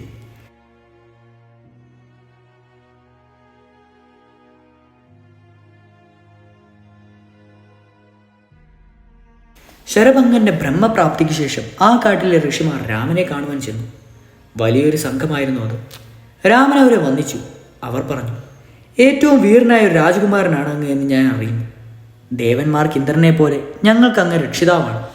ഇക്ഷ്വാകു വംശജനായ അങ്ങ് ആ വംശത്തിലെ രാജാക്കന്മാരുടെ എല്ലാ ശീലഗുണങ്ങളോടും കൂടിയവനാണ്. ധർമ്മനിഷ്ഠയിലും യശസ്സിലും വീര്യത്തിലും അങ്ങയ്ക്ക് തുല്യനായി ഈ 3 ലോകത്തിലും ആരും തന്നെയില്ല. അങ്ങ് സ്വന്തം പിതാവിനോടുള്ള അതിയായ ഭക്തിയുടെ സത്യമാണ് അങ്ങയുടെ പരമമായ മതം. ഞങ്ങൾക്കൊരു സഹായം അർപ്പിച്ചുകൊണ്ട് വന്നതാണ്. താൻ പോകുന്നിടത്തെല്ലാം ധർമ്മം സുസ്ഥാപിതമാക്കാൻ വേണ്ടി അങ്ങ് ജനിച്ചിരിക്കുന്നതാണെന്ന് ഞങ്ങൾ ഇതാവശ്യപ്പെടുന്നത്. രാജധർമ്മം ഞങ്ങളെപ്പറ്റി ഓർമ്മിക്കേണ്ടതില്ലല്ലോ. പ്രജകൾ സംരക്ഷണം നൽകാത്തവർ പാപലിംഗനാണ്. എന്നാൽ നീതിനിഷ്ഠനായ രാജാവ് പ്രജകളെ സ്വന്തം മക്കളെപ്പോലെ അഥവാ സ്വന്തം ജീവന് തുല്യം സംരക്ഷിക്കുന്നു. അദ്ദേഹത്തിൻ്റെ യശസ് എന്നേക്കും നിലനിൽക്കുകയും ചെയ്യുന്നു. അദ്ദേഹം ദേവന്മാരുടെ പ്രീതിക്ക് പാത്രമായി ബ്രഹ്മലോകത്തിൽ ബാഹുമാനിതയായി വിരാജിക്കുന്നു. രാമ, ബഹുമാനിതനായി വിരാജിക്കുന്നു. രാമ, ഞങ്ങൾക്കങ്ങ് രാജാവായുള്ളതിനാൽ ഞങ്ങൾക്ക് ഏറ്റവും സന്തുഷ്ടരാണ്. എന്നാൽ ഞങ്ങൾ ഭയഭീതരാണ്. രാക്ഷസന്മാർ ഞങ്ങളെ നിദാരന്തം ശല്യപ്പെടുത്തുന്നു. അവരുടെ മുമ്പിൽ ഞങ്ങൾ നിസ്സഹായരാണ്. ഞങ്ങളോടൊപ്പം വരും. മുമ്പൊരിക്കലും കണ്ടിട്ടില്ലാത്തൊരു കാഴ്ച ഞങ്ങൾ കാണിച്ചു തരാം. അവർ രാമനെ അടുത്തുള്ള ഒരു സ്ഥലത്തേക്ക് കൂട്ടിക്കൊണ്ടുപോയി. അവർ പറഞ്ഞു, നോക്കൂ രാമ, ആ വെളുത്ത പർവ്വതനിരയുടെ നേരെ നോക്കൂ. അതെന്താണെന്ന് അങ്ങേക്ക് ഊഹിക്കാൻ കഴിയുമോ? രാമൻ അത് കഴിഞ്ഞില്ല. അവർ പറഞ്ഞു, ഈ രാക്ഷസന്മാർ കൊന്നു തിന്ന 10,000-കണക്കിന് ഋഷിമാരുടെയും അവരുടെ ശിഷ്യഗണങ്ങളുടെയും എല്ല് ഒന്നിച്ചു കൂട്ടിയതാണിത്. പമ്പാതീരത്തും ചിത്രകൂടത്തിൻ്റെ താഴ്വരകളിലും മന്ദാകിനി തീരത്തും വസിക്കുന്നവരെയാണ് അവർ വല്ലാതെ ശല്യപ്പെടുത്തുന്നത്. രാക്ഷസന്മാരുടെ ഘോരകൃത്യങ്ങൾ സഹിക്കുവാൻ ഞങ്ങൾക്കാവേണ്ടതായിരുന്നു.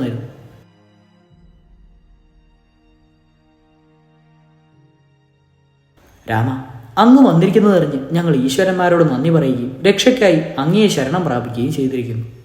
ഞങ്ങളെ കാക്കുവാൻ മറ്റാരുമില്ല. അങ്ങ് മാത്രമാണ് ഞങ്ങൾ ഏക ആശ്രയം. ഞങ്ങളെ സഹായിക്കുവാനായിട്ട് അങ്ങ് ഇവിടെ വന്നിരിക്കുന്നതെന്ന് ഞങ്ങൾ കരുതുന്നു. ഋഷിമാരുടെ ദയനീയ കഥ കേട്ട് രാമൻ ചിന്താവിശനായി. അദ്ദേഹം പറഞ്ഞു, എന്നെ ഇത്രയേറെ പുഴുത്തുന്നത് ശരിയല്ല. ഞാൻ നിങ്ങളുടെ ദാസൻ മാത്രമാണ്. നിങ്ങൾക്ക് എന്നോട് കൽപ്പിക്കാം. ഈ മഹാരണ്യത്തിൽ വെച്ച് നിങ്ങളുടെ ശല്യം തീർക്കേണ്ടത് എൻ്റെ കടമയാണ്. അതെൻ്റെ വ്യക്തിപരമായ ചുമതലയാണ്. ചക്രവർത്തിയായ എൻ്റെ അച്ഛൻ എന്നെ വനത്തിലേക്ക് ഇച്ചിരിക്കുന്നതാണ്. നിങ്ങളെല്ലാവരും കൂടി എന്നെ ഏൽപ്പിച്ചിരിക്കുന്ന ചുമതല ഞാൻ ഏറ്റെടുക്കുന്നുണ്ട്. നിങ്ങളെ സഹായിക്കുവാൻ എനിക്ക് സാധിച്ചാൽ എൻ്റെ വനവാസം സഫലമായി. ഞാൻ രാക്ഷസന്മാരോട് യുദ്ധം ചെയ്യാം, അവരുടെ വംശവേദനം ചെയ്യുവാനും ശ്രമിക്കാം. എൻ്റെ വാക്ക് വിശ്വസിക്കും. എൻ്റെ സഹോദരൻ്റെ സഹായത്തോടു കൂടി ഞാൻ ഈ കാട് അരാക്ഷസമാക്കി തീർക്കും. ഹൃദയാഭാരം ലഘൂകരിച്ച നിലയിൽ ഋഷിമാർ താന്താങ്ങളുടെ ആശ്രമങ്ങളിലേക്ക് മടങ്ങി. രാമൻ സുധീഷ്ണാശ്രമത്തിലേക്ക് നടന്നു. വഴി കാണിക്കുവാനായി ചില ഋഷിമാരും ഉത്സാഹപൂർവ്വം അവരോടൊപ്പം പോയി. അസാധാരണങ്ങളായ പല വൃക്ഷങ്ങളും പൂക്കളും അവർ രാമന് കാട്ടിക്കൊടുത്തു. പലതിനെപ്പറ്റിയും സംസാരിച്ചുകൊണ്ട് അവർ മന്ദാകിനി നദീതീരത്തിലൂടെ നടന്നു. കുറച്ചു ദൂരം പോയപ്പോൾ കറുത്ത മേഘം പോലെയുള്ള ഒരു വലിയ പർവ്വതം അവരുടെ ദൃഷ്ടിയിൽപ്പെട്ടു. അവർ വൃക്ഷങ്ങൾ ഇടതങ്ങിയ ഒരു കൊടുങ്കാട്ടിലായിരുന്നു. അവിടമാകെ വലിയ ഇരുട്ടുള്ള പോലെ തോന്നപ്പെട്ടു. അവർ ഒരു ആശ്രമത്തിന് മുമ്പിലെത്തി. അവിടെ മേഘാന്തമായിരുന്നു. ചുറ്റും ധാരാളം ഫലവൃക്ഷങ്ങളും ഉണ്ടായിരുന്നു. പുഷ്പങ്ങൾ ധാരാളം ഉണ്ടായിരുന്നു. അത്യന്തികം നിഷ്കളങ്കവും പ്രശാന്തവുമായിരുന്നു അത്.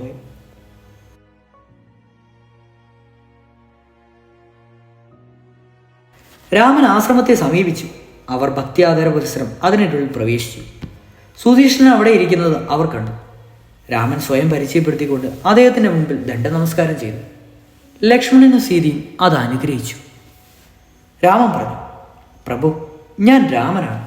അങ്ങയ്ക്ക് ആദരവ് നൽകുവാനും അനുഗ്രഹം വാങ്ങുവാനുമാണ് ഞാൻ ഇവിടെ വന്നത്. ഋഷി ഇരുന്ന ഇരിപ്പിൽ നിന്ന് എഴുന്നേറ്റ് രാമനെ ആലിംഗനം ചെയ്തു. ഇങ്ങനെ പറയുകയും ചെയ്തു, അങ്ങയുടെ ആഗമനത്തിൽ ഞാൻ സന്തോഷിക്കുന്നു. ഞാൻ എന്നെ സ്വർഗത്തിലെത്തേണ്ടതായിരുന്നു. എന്നാൽ അങ്ങ് ചിത്രകൂട പർവ്വതത്തിൽ ഉണ്ടാകുമെന്ന് ഞാൻ കേട്ടു. പിന്നീട് അങ്ങ് ദണ്ഡകാരണത്തിൽ വരുമെന്നും എനിക്കറിയാമായിരുന്നു. ഞാൻ ഭൂമിയിൽ തങ്ങിയത് അക്കാരണത്താൽ മാത്രമാണ്. എനിക്കങ്ങനെ കാണണമെന്നുണ്ടായിരുന്നു. എന്നെ ബ്രഹ്മലോകത്തേക്ക് കൊണ്ടുപോകുവാനായി ഇന്ദ്രൻ വന്നിരുന്നു. എൻ്റെ തപസ് മൂലം ഞാൻ ഏത് ലോകങ്ങളും പ്രാപിക്കുവാൻ അർഹനായിരിക്കുന്നുണ്ടെന്നും അദ്ദേഹം എന്നോട് പറഞ്ഞു. രാമ, എൻ്റെ ആ ശക്തി മുഴുവൻ എന്നിൽ നിന്ന് സ്വീകരിക്കുക. അതെല്ലാം അങ്ങേക്ക് നൽകുവാൻ ഞാൻ ആഗ്രഹിക്കുന്നു. തൻ്റെ വിനീതവും സദ്ദുതവുമായ മന്ദഹാസത്തോടും കൂടി രാമൻ പറഞ്ഞു, പ്രഭു, അങ്ങ് പറയുന്ന ലോകങ്ങൾ ഞാൻ സ്വയമേവ സമ്പാദിക്കേണ്ടവയാണ്. അനുജനോടും പത്നിയോടും കൂടി സ്വൈര്യമായി ജീവിക്കുവാൻ പറ്റിയ ഒരു സ്ഥലം നിർദ്ദേശിച്ച് എന്നെ സഹായിക്കുവാൻ ഞാൻ അങ്ങയോട് ആവശ്യപ്പെടുകയാണ്. മഹർഷി ശരഭങ്കൻ ഇക്കാര്യത്തിൽ അങ്ങയെ കാണുവാനാണ് എന്നോട് പറഞ്ഞത്. എനിക്ക് വേണ്ട ഉപദേശം നൽകുവാൻ അങ്ങേക്ക് കഴിയുമെന്ന് അദ്ദേഹം എന്നോട് പറഞ്ഞു. മഹർഷി പറഞ്ഞു, രാമ, അങ്ങയ്ക്ക് ഇവിടെ താമസിക്കാം. 3 പേർക്ക് ആവശ്യമായ കായ്കനികളും കിഴങ്ങുകളും ഇവിടെയുണ്ട്. പത്നിയുടെ സന്തോഷത്തിന് പുഷ്പങ്ങൾ എത്ര വേണമെങ്കിലും ഇവിടെയുണ്ട്. നദിയിൽ നിന്നുള്ള നിരന്തരമായ സംഗീതധ്വനി ശ്രവണസുഖതമായിരിക്കും. മാൻകൂട്ടങ്ങൾ ഭയമില്ലാതെ ആശ്രമത്തിലേക്ക് കയറി വരും. മറ്റാശ്രമങ്ങളിൽ നിന്ന് ദൂരത്താകിയാൽ ഈ സ്ഥലത്തെത്തുന്ന വിരുന്നുകാർ അവ മാത്രമാണ്. അദ്ദേഹം പറയുന്നത് രാമൻ ശ്രദ്ധിച്ചുകൊണ്ടേയിരുന്നു. ഇങ്ങനെ മറുപടി പറയുകയും ചെയ്തു, പ്രഭു, ഒരുപക്ഷെ എൻ്റെ ക്ഷത്രിയ രത്നം കാരണം നിയന്ത്രണം വിട്ട് ഞാൻ അകൃത്യം ചെയ്തു എന്ന് വരാം. ഏതെങ്കിലും മാനിനെ ഞാൻ കൊന്നെന്ന് വരാം. അങ്ങനെ ഒരു പുണ്യസ്ഥലത്തെ അശുദ്ധമാക്കിയെന്നും വരാം. ഈ ആശ്രമത്തിൽ അധികകാലം താമസിക്കുന്നത് എന്നെ സംബന്ധിച്ചിടത്തോളം ശരിയാവുമെന്ന് എനിക്ക് തോന്നുന്നില്ല. നേരെ സന്ധ്യയോടെടുത്തു. ആ സഹോദരന്മാർ സുധീഷ്ണന്റെ ആതിഥ്യം സ്വീകരിച്ചു. സന്ധ്യാസമയത്തെ പ്രാർത്ഥനയിൽ അവർ ഋഷിമാരോട് പങ്കുചേർന്നു. സ്വാദിഷ്ടമായ ഫലങ്ങൾ കൊണ്ട് ഋഷി അവരെ സൽക്കരിച്ചു. അവർ രാത്രി ശാന്തമായി കഴിച്ചുകൂട്ടി. രാമൻ അതിരാവിലെ ഉണർന്നു. അദ്ദേഹം നദിയിൽ സ്നാനം ചെയ്തു. നദീജലം തണുത്തതും താമരപ്പൂക്കളുടെ സുഗന്ധമുള്ളതുമായിരുന്നു. പിന്നീട് അദ്ദേഹം മഹാനായ സുധീഷ്ണനെ സമീപിച്ച് ഈ വിധം പറഞ്ഞു, അങ്ങയുടെ സൽക്കാരത്തിനായി ഞങ്ങൾ രാത്രി സുഖമായി കഴിച്ചുകൂട്ടി. ഞങ്ങൾ അങ്ങയെ ബഹുമാനിക്കുന്നു. ഞങ്ങൾ അങ്ങയോട് യാത്ര ചോദിച്ചു കൊള്ളട്ടെ. ദണ്ഡകാരണത്തിൽ വസിക്കുന്ന ഋഷിമാരെ കാണുവാനും അവരുമായി പരിചയപ്പെടുവാനും ഞങ്ങൾക്ക് ആഗ്രഹമുണ്ട്. ഇവിടെയുള്ള എല്ലാ ആശ്രമങ്ങളിലും ഞങ്ങൾ പോകുവാൻ ശ്രമിക്കുകയാണ്. കാട്ടിനുള്ളിലേക്ക് പോകുവാൻ ഞങ്ങൾക്ക് അനുവാദം തന്നാലും. സൂര്യൻ ഉദിച്ചതേയുള്ളൂ. ചൂട് കൂടാൻ മുമ്പായി ഞങ്ങൾക്ക് കുറേ ദൂരം നടക്കേണ്ടതുണ്ട്. ആ സഹോദരന്മാർ അദ്ദേഹത്തെ വന്ദിച്ചു. സുധീഷ്ണൻ വളരെ ആലിംഗനം ചെയ്തുകൊണ്ട് പറഞ്ഞു, അനുജനോടും നിഴൽ ശരീരത്തെ എന്ന പോലെ അങ്ങയെ പിന്തുടർന്ന ഈ സീതയോടും കൂടിയുള്ള അങ്ങയുടെ യാത്ര ശുഭമാവട്ടെ. ഈ വനത്തിലുള്ള എല്ലാ ഋഷിമാരെയും സന്ദർശിക്കുക. അവരുടെ ആശ്രമങ്ങളിൽ കായ്കളും കിഴങ്ങുകളും സുഭിക്ഷണമായിരിക്കുക. സൗമ്യശീലുകളും മാൻകൂട്ടങ്ങളും ഇണങ്ങിയ പക്ഷികളും അവിടെയെല്ലാം ഉണ്ടാകും. അവിടെ എവിടെയായി വെള്ളച്ചാട്ടങ്ങളും നിങ്ങൾക്ക് കാണാം. ആനന്ദത്താൽ നൃത്തമാടുന്ന മയിലുകളുടെ ആരവം കേൾക്കാം. നിങ്ങൾ തീർത്ഥാടനം കഴിഞ്ഞ് വീണ്ടും എന്നെ കാണുവാൻ വരിക. ഞങ്ങൾ അങ്ങനെ ചെയ്യാം, രാമൻ പറഞ്ഞു. അദ്ദേഹത്തെ വിട്ടുവരികയും ചെയ്തു. സീത കൊണ്ടുവന്ന വില്ലുകളും ആവനാഴികളും വാളുകളും അവർ കയ്യിലേന്തി. ദണ്ഡകാരണത്തിലുള്ള അനേകം ആശ്രമങ്ങളിലേക്കായി ഒരിക്കൽ കൂടി അവർ പുറപ്പെട്ടു. ദണ്ഡകാരണത്തെപ്പറ്റി വ്യത്യസ്ത അഭിപ്രായങ്ങൾ പരസ്പരം പറഞ്ഞുകൊണ്ട് അവർ നടന്നു. സീത ചുരുക്കം ചില വാക്കുകൾ പറഞ്ഞു. വലിയ ആവേശത്തോടും പ്രേമവായ്പോടും കൂടിയാണ് അവൾ സംസാരിച്ചത്. ചില കാര്യങ്ങളിൽ സ്വാഭിപ്രായം തുറന്നു പറയാമെന്ന് അവൾ ആഗ്രഹിച്ചു. സീത പറഞ്ഞു, രാം, ധർമ്മം എന്ന പദത്തിന് വളരെയേറെ നിഗൂഢമായ അർത്ഥങ്ങളുണ്ട്. അതിൻ്റെ ആശയം വ്യക്തമായി വിശദീകരിക്കപ്പെടേണ്ടതുണ്ട്. എങ്കിലും ധർമ്മത്തെക്കുറിച്ച് അറിയുവാൻ എളുപ്പമല്ല. ആഗ്രഹ നിവൃത്തി നേടിയ വനുവിന് മാത്രമേ അതിലെ തലനാഴഴിക്കുമ്പോഴും തെറ്റാതെ ആചരിക്കുവാൻ പറ്റൂ. എനിക്കതിനെപ്പറ്റി ചില സംശയങ്ങളുണ്ട്. അത് കുറച്ച് കാലമായിട്ടുള്ളതാണ്. ധർമാചാരണത്തിൽ 3 അവസ്ഥകളുണ്ട്. ഞാൻ പറയുന്നത് ശരിയല്ലേ? ഒരുവൻ ധർമ്മനിഷ്ഠനാകണമെങ്കിൽ ഇവ 3ഉം വർജിക്കണം. അസത്യം പറയുക എന്നതാണ് ഇതിൽ ആദ്യത്തേത്. അതൊരു വലിയ പാപമാണ്. പരതാരത്തിലുള്ള ആകാംക്ഷ അതിലും വലിയ പാപമാണ്. ഒരു തരത്തിലും എന്നെ വേദനിപ്പിച്ചിട്ടില്ലാത്ത ഒരാളെ ദുരൂഹിക്കലാണ് ഇവ രണ്ടിനേക്കാളും മോശമായത്. ഇതാണ് 3ാമത്തേത്. രാമ, അസത്യം പറയുക എന്ന ആദിത്യത്തിൽ അങ്ങൊരിക്കലും കുറ്റക്കാരനായിട്ടില്ല. ഇതേവരെ അങ്ങ് അത് ചെയ്തിട്ടില്ല, ഇനി ഒട്ടും ചെയ്യുകയുമില്ല. 2ാമത്തെ പാപത്തെപ്പറ്റിയാണെങ്കിൽ അക്കാര്യത്തിലും അങ്ങ് കുറ്റക്കാരനല്ല. എന്നെ അല്ലാതെ മറ്റൊരുത്തിയെ അങ്ങ് ഒരിക്കൽ പോലും നോക്കിയിട്ടില്ല. സീത ഒന്ന് നിർത്തി. രാമൻ ഇങ്ങനെ പറയുന്ന മട്ടിൽ ഒന്ന് മന്ദഹസിച്ചു. പറയൂ, ഞാൻ എന്ത് ചെയ്യണമെന്നാണ് ഭഗവതി ആഗ്രഹിക്കുന്നതെന്ന് പറയൂ, ഞാൻ കേൾക്കാം. സംശയിച്ചുകൊണ്ട് നിൽക്കണ്ട. അവൾ സാവധാനത്തിൽ ഇങ്ങനെ പറഞ്ഞു. ആ 3ാമത്തെ ഭാഗം അങ്ങയെ കളങ്കപ്പെടുത്തുമോ എന്ന് ഞാൻ ഭയപ്പെടുന്നു.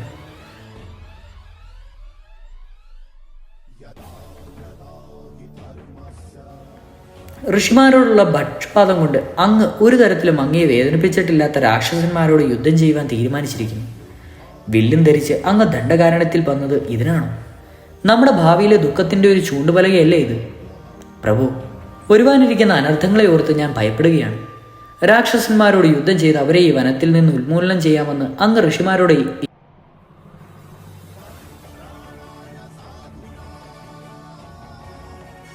ഏറ്റതു മുതൽ ഞാൻ വിഷമാവത്തിലാണ്. അങ്ങ് കാട്ടിലുള്ളിലേക്ക് ഇനിയും അധികം പോകുന്നത് എനിക്കിഷ്ടമല്ല. അതിനുള്ള കാരണം ഞാൻ പറയാം. ഒരു രാക്ഷസനെ കണ്ടാൽ അവനെ കൊല്ലുവാൻ ആ നിമിഷം തന്നെ അങ്ങ് തീരുമാനിക്കും. ചിന്തയും ചെൽപ്പും ഒൽപ്പും കഴിയും. തീയും വിറകു കൂടുമ്പോൾ ആളിക്കത്തുന്നത് പോലെയാണ് കയ്യിൽ വില്ല് ചേർന്നപ്പോൾ ക്ഷത്രിയരുടെ വീര്യവും എന്ന് ഞാൻ കേട്ടിട്ടുണ്ട്. രാമ, ഞാൻ ഇങ്ങനെയൊക്കെ പറയുന്നത് അങ്ങയെ ബഹുമാനിക്കാഞ്ഞിട്ടല്ല, അങ്ങയെ ധർമ്മം പഠിപ്പിക്കുവാനും വേണ്ടിയല്ല. ഞാനത് സ്വപ്നവതയെ വിചാരിച്ചിട്ടേയില്ല. എങ്കിലും ഞാനും അങ്ങയും തമ്മിലുള്ള സ്നേഹത്തിൻ്റെ ആധിക്യത്തിൽ ഒരുവൻ അവകാശമെന്ന നിലയിൽ ഞാൻ അങ്ങനെ പറഞ്ഞു പോകുന്നതാണ്. ഒരുവനൊരു രാക്ഷസനാണെന്ന് വെച്ച് ഒരു പ്രകോപനവുമില്ലാതെ അവനെ കൊല്ലുന്നത് ശരിയല്ല. അങ്ങയ്ക്കത് നന്മയല്ല. അങ്ങ് തപസ്യയുടെ വേഷമാണ് ധരിച്ചിട്ടുള്ളത്. അപ്പോൾ അതനുസരിച്ച് ജീവിക്കണം വേണം. അയോധ്യയിൽ മടങ്ങിച്ചെന്ന ശേഷം അങ്ങയ്ക്ക് ശാസ്ത്രധർമ്മം പാലിക്കാം. ധർമ്മത്തിൻ്റെ സ്വത്താണ് ഈ ലോകമെല്ലാം. പുരുഷാർത്ഥങ്ങൾ സാധിക്കുന്നത് ധർമ്മം മൂലമാണ്. ധർമ്മം ആചരിക്കുന്നവന് ശാന്തി ലഭിക്കും. ധർമാചാരണം മുറുകെ പിടിച്ചാൽ മനുഷ്യൻ ആഗ്രഹിക്കുന്നതെല്ലാം ലഭിക്കും. രാമ, അങ്ങ് ചെയ്യേണ്ടത് എന്താണെന്ന് പറയുവാൻ ഞാൻ ശ്രമിക്കുന്നതിൽ എനിക്ക് മാപ്പ് തരിക. സ്ത്രീ മഹാജമായ ഭയമാണ് എന്ന് ഇതെല്ലാം പറയുവാൻ പ്രേരിപ്പിക്കുന്നത്. എന്നെ ഇതെല്ലാം പറയുവാൻ പ്രേരിപ്പിക്കുന്നത് അങ്ങ് ധർമ്മത്തിൻ്റെ പ്രതീകമാണ്. അങ്ങയോട് ഇതിനെപ്പറ്റി പറയുന്നത് യുക്തമായിരിക്കുകയില്ല. ഞാൻ പറഞ്ഞതെല്ലാം അനുയോജ്യമായി തോന്നും. സ്വയം ചിന്തിച്ചൊരു തീരുമാനത്തിലെത്തും. തന്നെപ്പറ്റി സീതയ്ക്കുള്ള ഉത്കണ്ഠയിൽ രാമന് സന്തുഷ്ടനായി. അവളെ വിഷമിക്കുന്നതല്ലാണെന്ന് രാമന് മനസ്സിലായി. അദ്ദേഹം ഇങ്ങനെ പറഞ്ഞു. ഞാനൊരിക്കലും ധർമ്മമാർഗത്തിൽ നിന്ന് വ്യതിചലിക്കുന്നതെന്ന് ഭൗതിക്കറിയാലോ. ഭൗതി രാജമഹർഷിയിൽ അഗ്രഗണ്യനായ ജനകന്റെ പുത്രിയാണ്. ധർമ്മനീതികളെല്ലാം ഭൗതിക്കറിയാമെന്നതിൽ തെല്ലും അത്ഭുതമില്ല. പക്ഷേ ഈ ഋഷിമാരുടെ കാര്യത്തിൽ എനിക്കും ദുഃഖമുണ്ട്. ഈ ഋഷിമാരെ പറ്റി പരിപാലിച്ചു. സീതെ, അവർ വിഷുവേഷമാണ് അണിഞ്ഞിരിക്കുന്നത്. എല്ലാ സുഖസൗകര്യങ്ങളും ഉപേക്ഷിച്ചിരിക്കുന്നു. അവർക്കൊരു ഉദ്ദേശമേ ഉള്ളൂ, തപസ് ചെയ്യാൻ.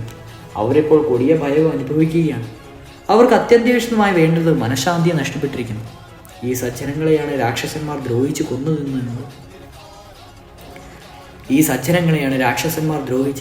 തിന്നുന്നത്. അവരുടെ ആവലാതി കേട്ടപ്പോൾ ഞാൻ അവരോട് പറഞ്ഞ മറുപടി ഭൗതി കേട്ടതാണല്ലോ. അവരുടെ ഏക അവലംബം ഞാനാണ് എന്ന് അവർ പറഞ്ഞു. അവർ ആവശ്യപ്പെട്ടത് ചെയ്യാമെന്ന് ഞാൻ അവർക്ക് ഉറപ്പും കൊടുത്തു. തപസ് അനുഷ്ഠിക്കാൻ കഠിനമായതാണ്. അതിലേറെ സഹായിക്കേണ്ടത് എൻ്റെ കർത്തവ്യമാണ്.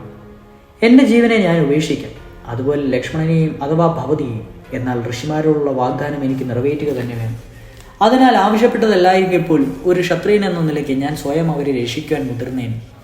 സീതെ, ഭവതിയുടെ ആശങ്ക എന്നെ കോൾമേർ കൊണ്ടു. വ്യക്തിപരമായ പ്രത്യേക താല്പര്യമുള്ളവരെ ഒരാൾ ഉപദേശിക്കുവാൻ പുറപ്പെടുകയെന്ന് എനിക്കറിയാം. ഭവതി എൻ്റെ വിഷോമത്തിൽ തൽപരനാണ്. അത് ഭവതിയുടെ കുലമഹിക്ക് ചേർന്നത് തന്നെ. രാമൻ്റെ പത്നിക്ക് ഭർത്താവിൻ്റെ ധർമാചരണത്തെപ്പറ്റി ആകാംക്ഷ ഉണ്ടാവേണ്ടത് എത്രയും ശരിയാണ്.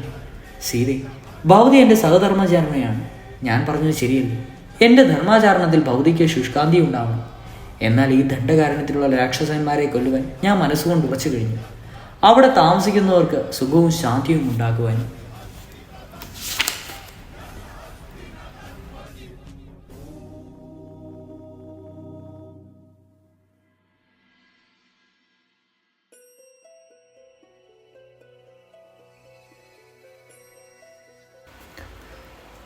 രാമൻ അതിവേഗം നടന്നു. സീത അദ്ദേഹത്തിന്റെ പിന്നാലെ, ലക്ഷ്മണൻ കയ്യിൽ വില്ലുമായി അവരെ പിന്തുടർന്നു. അങ്ങനെ അവർ നടന്നുപോയി. പല കുടിമുടികളും ചെറുകുന്നുകളും സാരസക്ഷികളും ചക്രവാള പക്ഷികളും നിറഞ്ഞ മരണോളങ്ങളും അവർ കടന്നുപോയി. താമരപ്പൂക്കൾ വിരിഞ്ഞ വികസിച്ചു നിൽക്കുന്ന ചെറു സരസുകളിൽ അവർ കടന്നുപോയി. അവർ മാൻകൂട്ടങ്ങളെയും പന്നികളെയും കാട്ടുപോത്തുകളെയും കണ്ടു. സൂര്യതാപം അവരെ വിഷമിക്കാത്ത വിധം വൃക്ഷങ്ങൾ അവിടെ ഒടുങ്ങുന്നു തിങ്ങി നിന്നിരുന്നു. നേരം സന്ധ്യയോടടുത്തപ്പോൾ ജലം നിറഞ്ഞ രമ്യമായ ഒരു തടാകത്തിന് മുമ്പിൽ അവരെത്തിച്ചേർന്നു. ജലവിഹാംഗങ്ങൾ അവർ സുബലമായി കണ്ടു. അവർ ദണ്ഡകാരണത്തിലെ ഋഷിമാരുടെ വസതികളിലെത്തി. വളരെയേറെ ആശ്രമങ്ങൾ അവിടെ ഉണ്ടായിരുന്നു. ആ രജകീയ അതിഥികളെ കണ്ടപ്പോൾ ഋഷിമാരുടെ മനസ്സിൽ എന്തെന്നില്ലാത്ത ആഹ്ലാദമുണ്ടായി. ഈ ശുദ്ധാത്മാക്കളായ ഋഷിമാരോടൊത്ത് രാമൻ വളരെ ദിവസങ്ങൾ കഴിച്ചു. അയോധ്യയിലെ സംഭവങ്ങൾ അദ്ദേഹത്തെ ഏറെ വ്രണതനാക്കി. അതിനു പുറമെയാണ് പിതാവിൻ്റെ മരണവാർത്ത, ഭരതനുമായി ഉണ്ടായ ദുഃഖപ്രദമായ കൂടിക്കാഴ്ച തുടങ്ങിയവ. ശാന്തി തേടി പുറപ്പെട്ട അദ്ദേഹത്തിന് ദണ്ഡകാരണത്തിൽ അത് തികച്ചും ലഭിച്ചു. എവിടെയും രാമന് സ്വാഗതം ലഭിച്ചു. അദ്ദേഹം കുറേ നാൾ ഒരു ആശ്രമത്തിൽ കഴിയും, പിന്നീട് മറ്റൊന്നിലേക്ക് പോകും.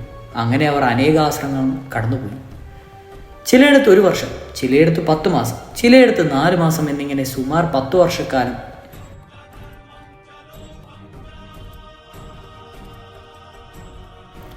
10 വർഷത്തിന് ശേഷം സുധീഷ്ണന്റെ അനുശാസനങ്ങൾ ഓർത്ത് രാമൻ അദ്ദേഹത്തിന്റെ ആശ്രമത്തിലേക്ക് പോയി.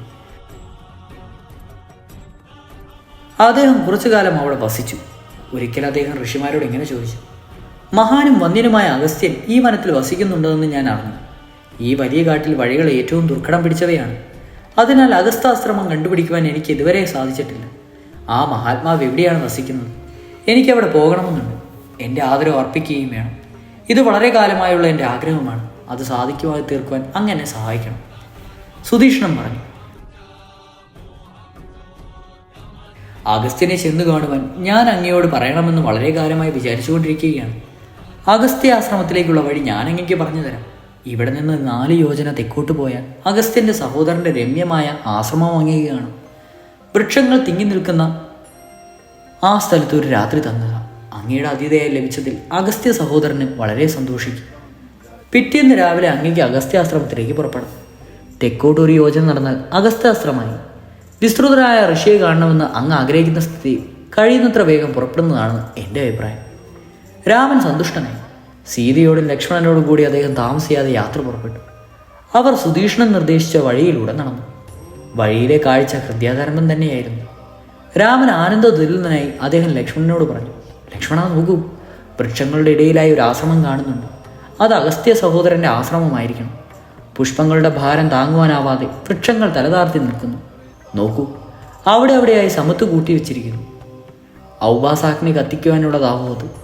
ദർഭപ്പുല്ലുകളും മറ്റത്തുള്ള മഞ്ഞത്തുള്ളികൾ കണ്ടാൽ രക്തം പതിപ്പിച്ചതുപോലെ തോന്നും.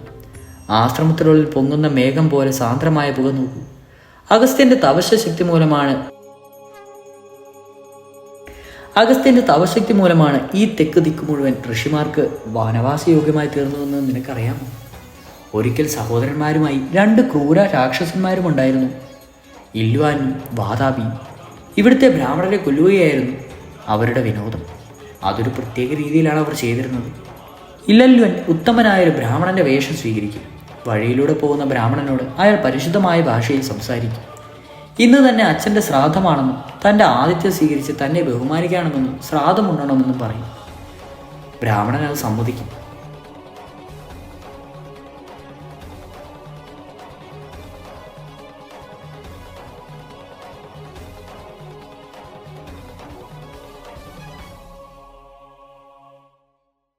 ഇല്വാലൻ വാതാപിയോട് ഒരാടായി തീരുവാൻ ആവശ്യപ്പെടും.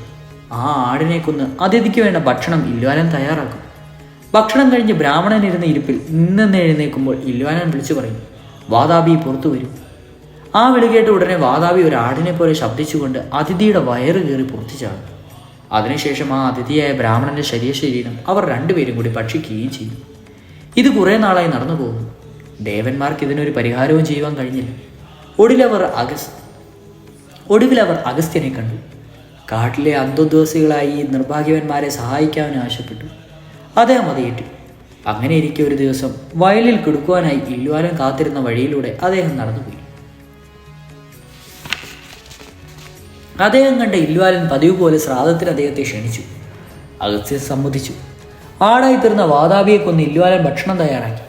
അഗസ്ത്യൻ അത് ഭക്ഷിക്കുകയും ചെയ്തു. അഗസ്ത്യൻ്റെ കയ്യിൽ കുടിക്ക് നീറ് കുടിച്ചുകൊണ്ട് ഇല്വാലൻ വിളിച്ചു പറഞ്ഞു, വാതാപി പുറത്തു വരുമെന്ന്. പക്ഷേ ഒന്നും സംഭവിച്ചില്ല. രാക്ഷസൻ വീണ്ടും വിളിച്ചു. എന്നിട്ടും വാതാപി പ്രശ്യപ്പെട്ടില്ല. ഇല്വാലിൻ്റെ വല്ലായ്മ കണ്ട് അഗസ്ത്യൻ ഉച്ചത്തിൽ ചിരിച്ചു. ഇങ്ങനെ പറയുകയും ചെയ്തു, ആടിൻ്റെ രൂപം സ്വീകരിച്ച വാതാപിയെ ഞാൻ ഭക്ഷിച്ചിരിക്കുന്നു, നന്നായി ദഹിപ്പിക്കുകയും ചെയ്തിരിക്കുന്നു. അയാളെ വിളിച്ചിട്ട് ഒരു പ്രയോജനവുമില്ല. നിന്റെ വിളി കേൾക്കുവാൻ അയാൾ ജീവിച്ചിരിപ്പില്ല. ഇല്വാലൻ അന്തം വിട്ട് അയാൾ അഗസ്ത്യനെ കൊല്ലുവാനായി അദ്ദേഹത്തിന് മേൽ ചാടി വീണു. അഗസ്ത്യൻ കോപത്തോടെ അവനെ നോക്കി. അവൻ ഭസ്മമാവുകയും ചെയ്തു. അദ്ദേഹത്തിൻ്റെ സഹോദരത്തിൻ്റെ ആശ്രമമാണിത്. വരൂ, നമുക്കിവിടെ പോകാം. നമ്മൾ ആശ്രമത്തിലെത്തിക്കഴിഞ്ഞു എന്ന് തോന്നുന്നു. അവരവിടെ എത്തിയപ്പോൾ നേരെ സന്ധ്യയായിരുന്നു. ഋഷിയുടെ സന്നിധിയിലേക്ക് അവർ ചെന്നു. ഋഷി ആവേശപൂർവ്വം അവരെ സ്വാഗതം ചെയ്തു. അവർ ആ രാത്രി അവിടെ കഴിച്ചു. പ്രഭാതത്തിൽ രാമൻ ഋഷിയെ സമീപിച്ച് പറഞ്ഞു, അവിടത്തേക്ക് അഭിവാദനങ്ങൾ. ഞങ്ങൾ രാത്രി സുഖമായി കഴിച്ചുകൂട്ടി. ഞങ്ങളുടെ യാത്രയാവുന്നതിൽ അനുവദിച്ചാലും വിശ്വവിഖ്യാതനായ അവിടുത്തെ ജ്യേഷ്ഠനെ സന്ദർശിക്കാൻ ഞങ്ങൾ ആഗ്രഹിക്കുന്നു. അവർ അദ്ദേഹത്തോട് യാത്ര പറഞ്ഞ് അഗസ്ത്യാശ്രമം അന്വേഷിച്ച് യാത്രയായി. അവരെ ഏറ്റവും അത് ആകർഷിച്ചത് ദണ്ഡകാരണ്യത്തിലെ വർണ്ണചോരുതയാണ്. എവിടെ നോക്കിയാലും മനോഹരമായ ദൃശ്യമാണ് കാണപ്പെട്ടത്. ചിലത് തിന്നാനാവുന്ന കായകൾ നിറഞ്ഞു, മറ്റു ചിലത് ഇമ്പമേർന്നു. എല്ലായിടത്തും കുരങ്ങുകൾ, ആനകൾ, പക്ഷിക്കൂട്ടങ്ങൾ എന്നീ മൃഗങ്ങളും ഉണ്ടായിരുന്നു. പക്ഷികൾ ആകാശത്തേക്ക് കൂട്ടം കൂട്ടമായി പറന്നുകൊണ്ടേയിരുന്നു. രാമൻ അതിവേഗം നടന്നു. മഹാനായ അഗസ്ത്യനെ കാണാമല്ലോ എന്ന ചിന്ത അദ്ദേഹത്തെ ആവേശം കൊള്ളിച്ചു. പറഞ്ഞത്ര ദൂരം നടന്നു കഴിഞ്ഞപ്പോൾ രാമൻ പറഞ്ഞു, ലക്ഷ്മണ, ഇവിടുത്തെ വൃക്ഷങ്ങൾക്ക് ഒരു പ്രത്യേകതയുണ്ട്. മാൻകൂട്ടങ്ങൾ ഇണങ്ങിയവയാണ്. പക്ഷികൾക്ക് നിർഭയം പറക്കണമെന്നുണ്ട്. നാം നമ്മുടെ പ്രഭസ്ഥാനത്ത് എത്തിയിരിക്കണം. നോക്കൂ, ആശ്രമവാസികളുടെ വസ്ത്രങ്ങൾ വെയിൽ തുണുക്കുവാനിട്ടിരിക്കുന്നു. അഗ്നിയിൽ ആഹുതി ചെയ്ത കൃത്യത്തിൻ്റെ വാസന വരുന്നുണ്ട്. ഇതാ ആശ്രമം അടുത്തതായി ഞാൻ കാണുന്നുണ്ട്. വരൂ, നമുക്ക് വേഗം നടക്കാം. യാതൊരാളുടെ ആജ്ഞാലും വിദ്യാപർവ്വതം തൻ്റെ വളർച്ച നിർത്തിയോ ആ മഹാനായ അഗസ്ത്യനെ നമ്മൾ കാണുവാൻ പോവുകയാണ്. എനിക്ക് അദ്ദേഹത്തെ വലിയ ബഹുമാനമാണ്. അദ്ദേഹത്തെ നേരിൽ കാണുവാൻ കഴിയുമെന്നതിൽ ഞാൻ വളരെ സന്തുഷ്ടനാണ്. അദ്ദേഹത്തിൻ്റെ അനുഗ്രഹം മൂലം ലഭിക്കും. മനുഷ്യരും ദേവന്മാരും അദ്ദേഹത്തെ ഒരുപോലെ പൂജിക്കുന്നു. ലക്ഷ്മണ, ഞാൻ സീതയോടൊപ്പം ഇവിടെ കാക്കാം. ഋഷിയുടെ അടുത്തേക്ക് ചെല്ലും. എൻ്റെ അഭിവാദനങ്ങൾ അർപ്പിക്കുവാൻ ഞാൻ കാത്തുകൊണ്ടിരിക്കുകയാണെന്ന് അദ്ദേഹത്തെ അറിയിക്കും. ലക്ഷ്മണൻ അഗസ്ത്യ മഹർഷിയുടെ ആശ്രമത്തിൽ പ്രവേശിച്ചു.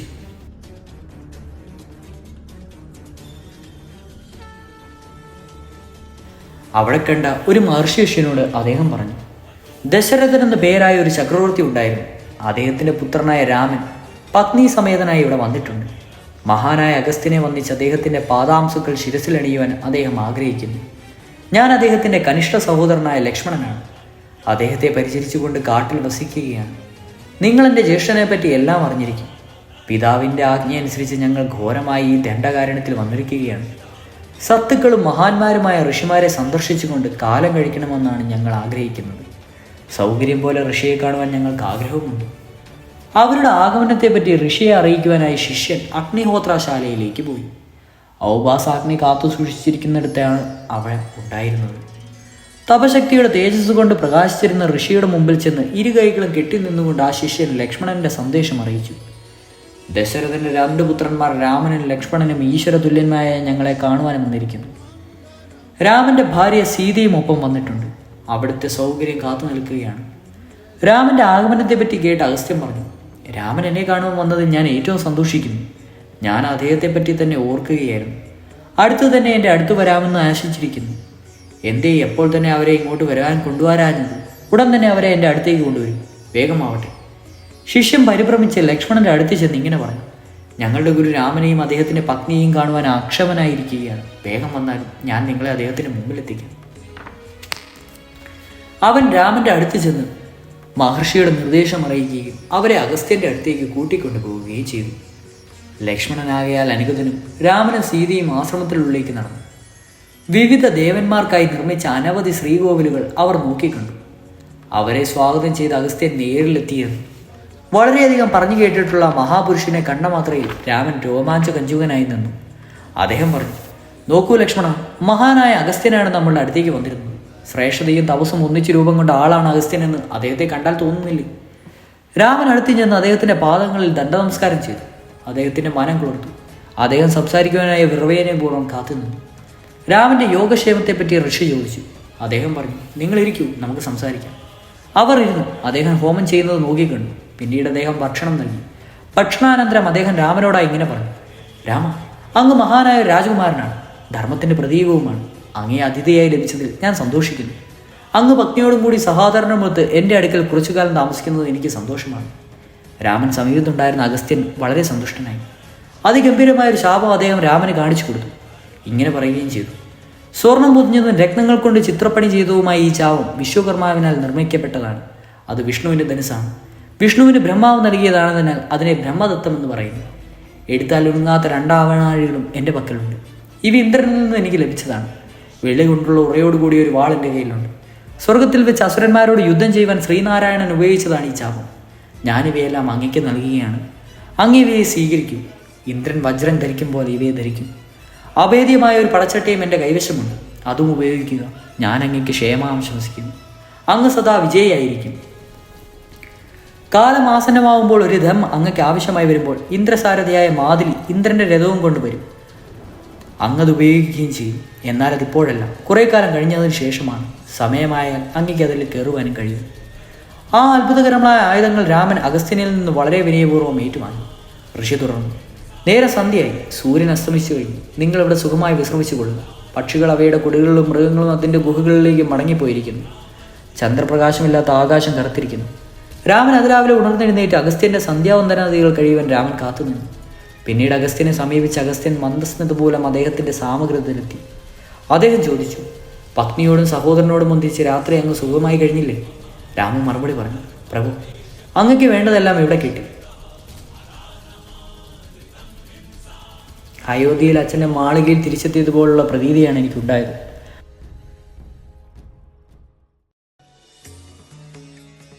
അവർ അഗസ്ത്യ ശിഷ്യന്മാരോടൊപ്പം ഇരുന്നു. ആ മഹാൻ പറഞ്ഞു: രാമ, അങ്ങയുടെ അച്ഛൻ അങ്ങയോട് കാട്ടിൽ വസിക്കുവാൻ കൽപ്പിച്ച കാലം കഴിയാറായിരിക്കുന്നു. കൽപ്പിച്ചത്ര കാലം കാട്ടിൽ വസിച്ച് വാഗ്ദാനം നിറവേറ്റി കഴിഞ്ഞതോടുകൂടി അത് കർത്തവ്യനിറനായിത്തീരും. ഇങ്ങനെയുള്ള പുത്രനെ ലഭിച്ച അങ്ങയുടെ പിതാവ് ഭാഗ്യവാൻ തന്നെ.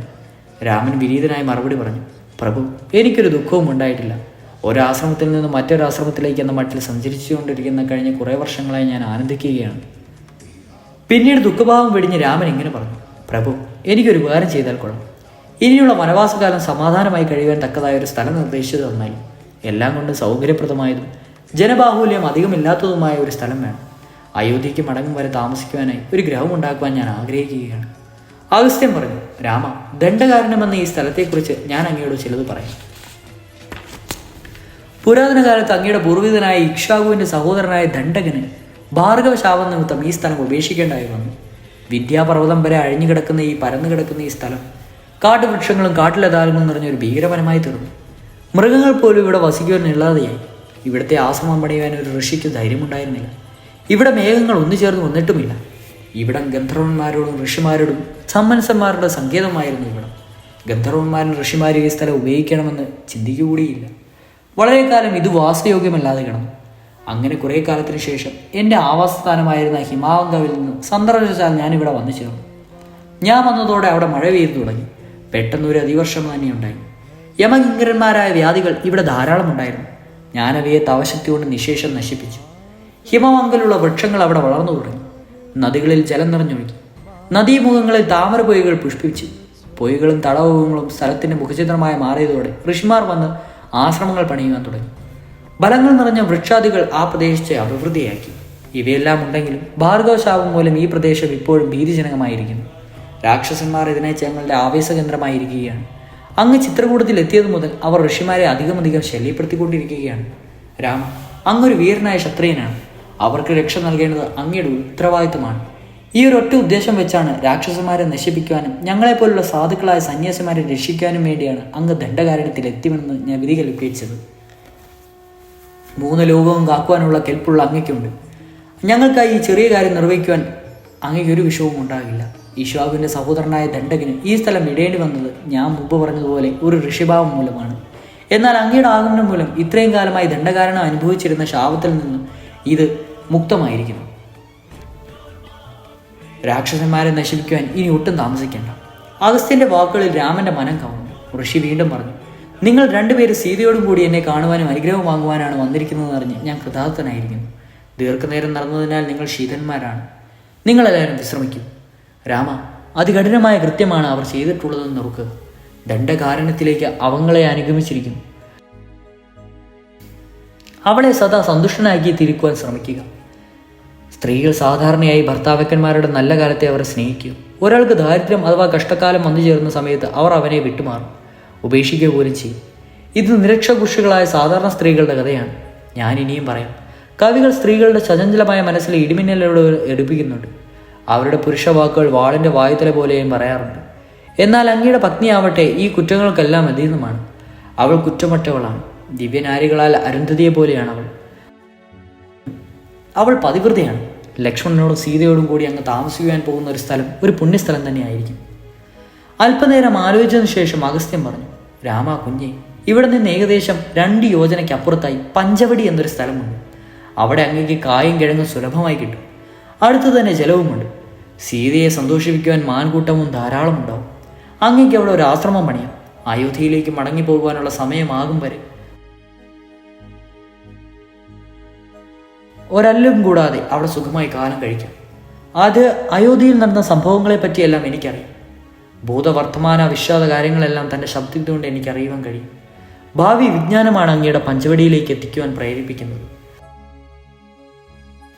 അങ്ങ് എന്നോടൊത്തുണ്ടാകണമെന്ന് എൻ്റെ ആഗ്രഹത്തെ കവച്ചു വെച്ചുകൊണ്ടാണ് ഞാനിത് പറയുന്നത്. മഹാസംഭവങ്ങൾ പലതും വരാനിരിക്കുന്നതേയുള്ളൂ. അങ്ങ് പഞ്ചവടിയിലേക്ക് പോകണമെന്നുള്ളതും അവിടെ താമസിക്കണമെന്നുള്ളതും ആവശ്യമായൊരു കാര്യമാണ്. ഞാൻ നിർദ്ദേശിച്ച സ്ഥലം സുന്ദരവും നയനഭേദവുമാണ്. പഞ്ചവടിയുടെ അരികിലൂടെയാണ് ഗോദാവരി നദി ഒഴുകുന്നത്. അതൊരു വിജന നദിയുടെ അടുത്താണ്. അവിടെ അങ്ങയ്ക്ക് പ്രശാന്തിയും ഉണ്ടാവും. അധികമാരും ആ വഴി പോകാറില്ല, അവിടെ തങ്ങാറുമില്ല. അവിടെ ഇവിടെ താമസിച്ച് തപസ്സുകളെ കാത്തുരക്ഷിക്കണമെന്ന് ഞാൻ നിർദ്ദേശിക്കുന്നു. രാമ, മധുക വൃക്ഷങ്ങൾ നിറഞ്ഞ ഈ കറുങ്കാട് നോക്കൂ. ആ വഴി പോയാൽ ന്യാഗ്രോധ വൃക്ഷം കാണാം. അവിടെ നിന്ന് കയറി വടക്കോട്ട് പോയാൽ ഒരു ഉന്മത്തരമായ സ്ഥലത്തെത്താം. അവിടെ നിന്നും വീണ്ടും കയറിയാൽ പ്രസിദ്ധമായ പഞ്ചവടി അങ്ങേക്ക് കാണുവാൻ കഴിയും. ആശ്രമം ഉണ്ടാക്കുവാൻ ഏറ്റവും വലിയൊരു സ്ഥലമായിരിക്കും അത്. രാമൻ എഴുന്നേറ്റു. കൂടെ തന്നെ സീതയും ലക്ഷ്മണനും എഴുന്നേറ്റു.